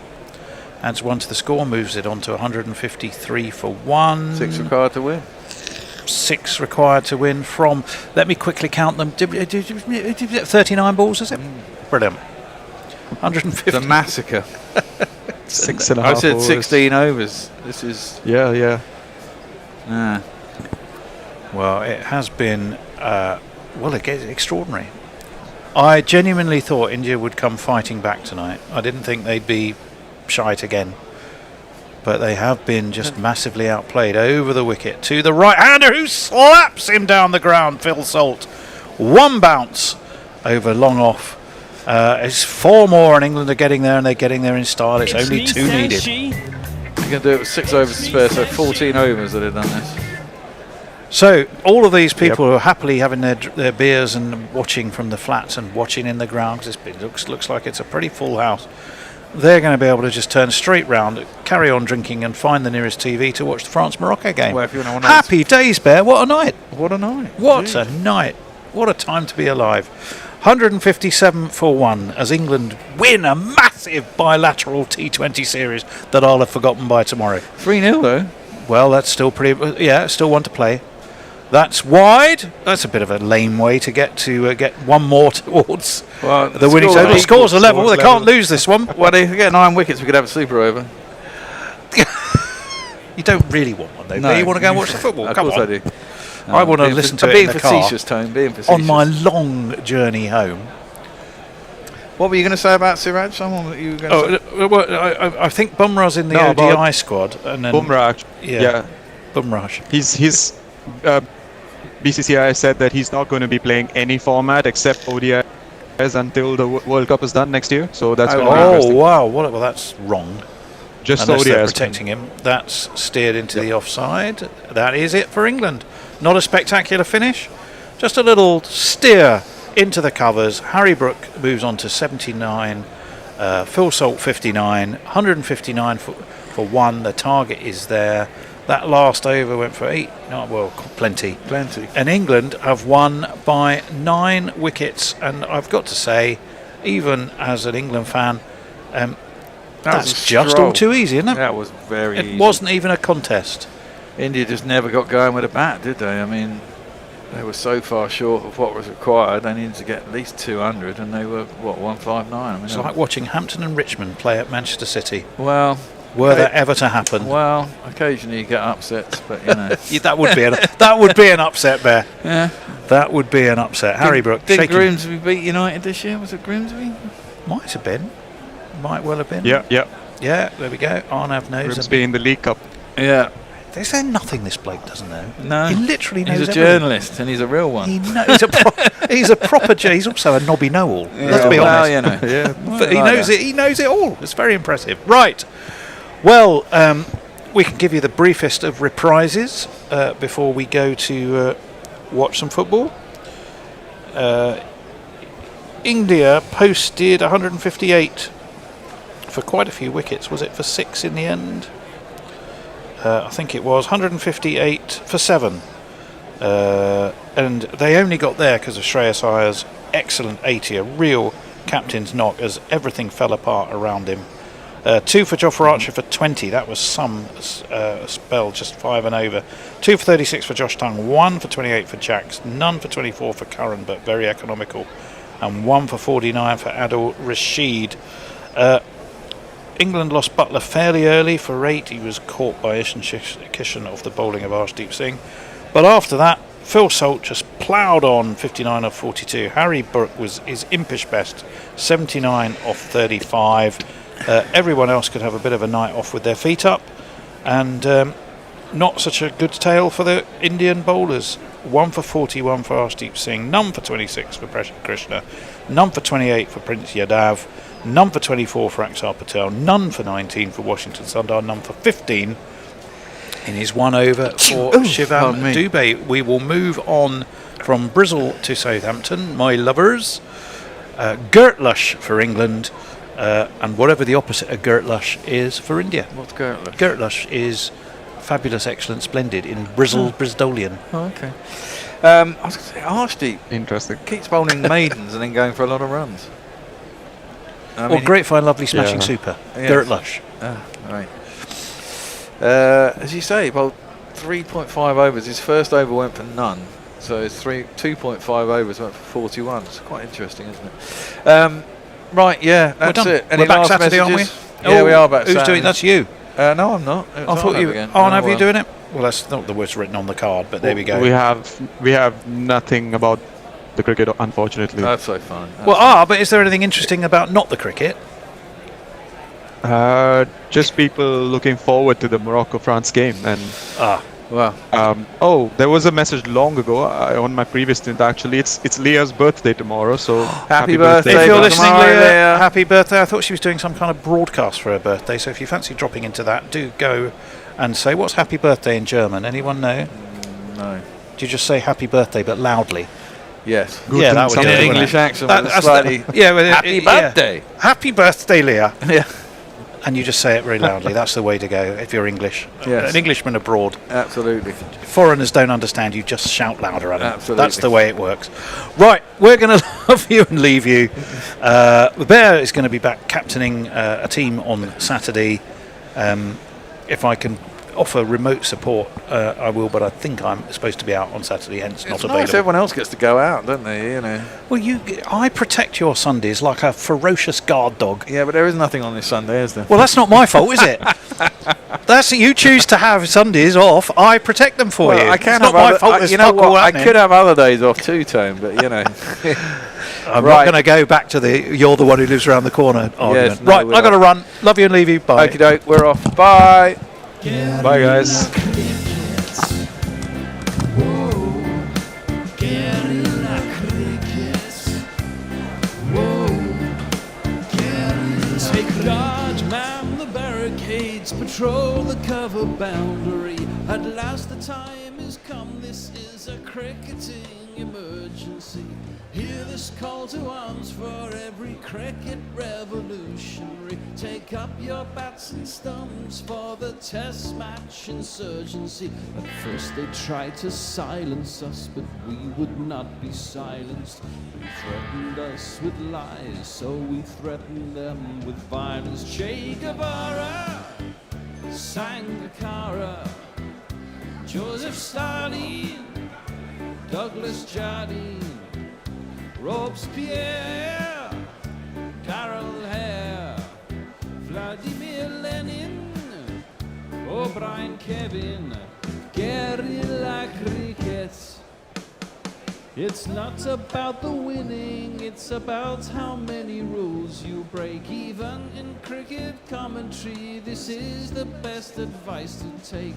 Pick Guerrilla Cricket, it's the finest choice you'll ever make. There's so much more to cricket than red counters and a slice of cake. At first they tried to sanitize us and clean up our act, but people like it filthy and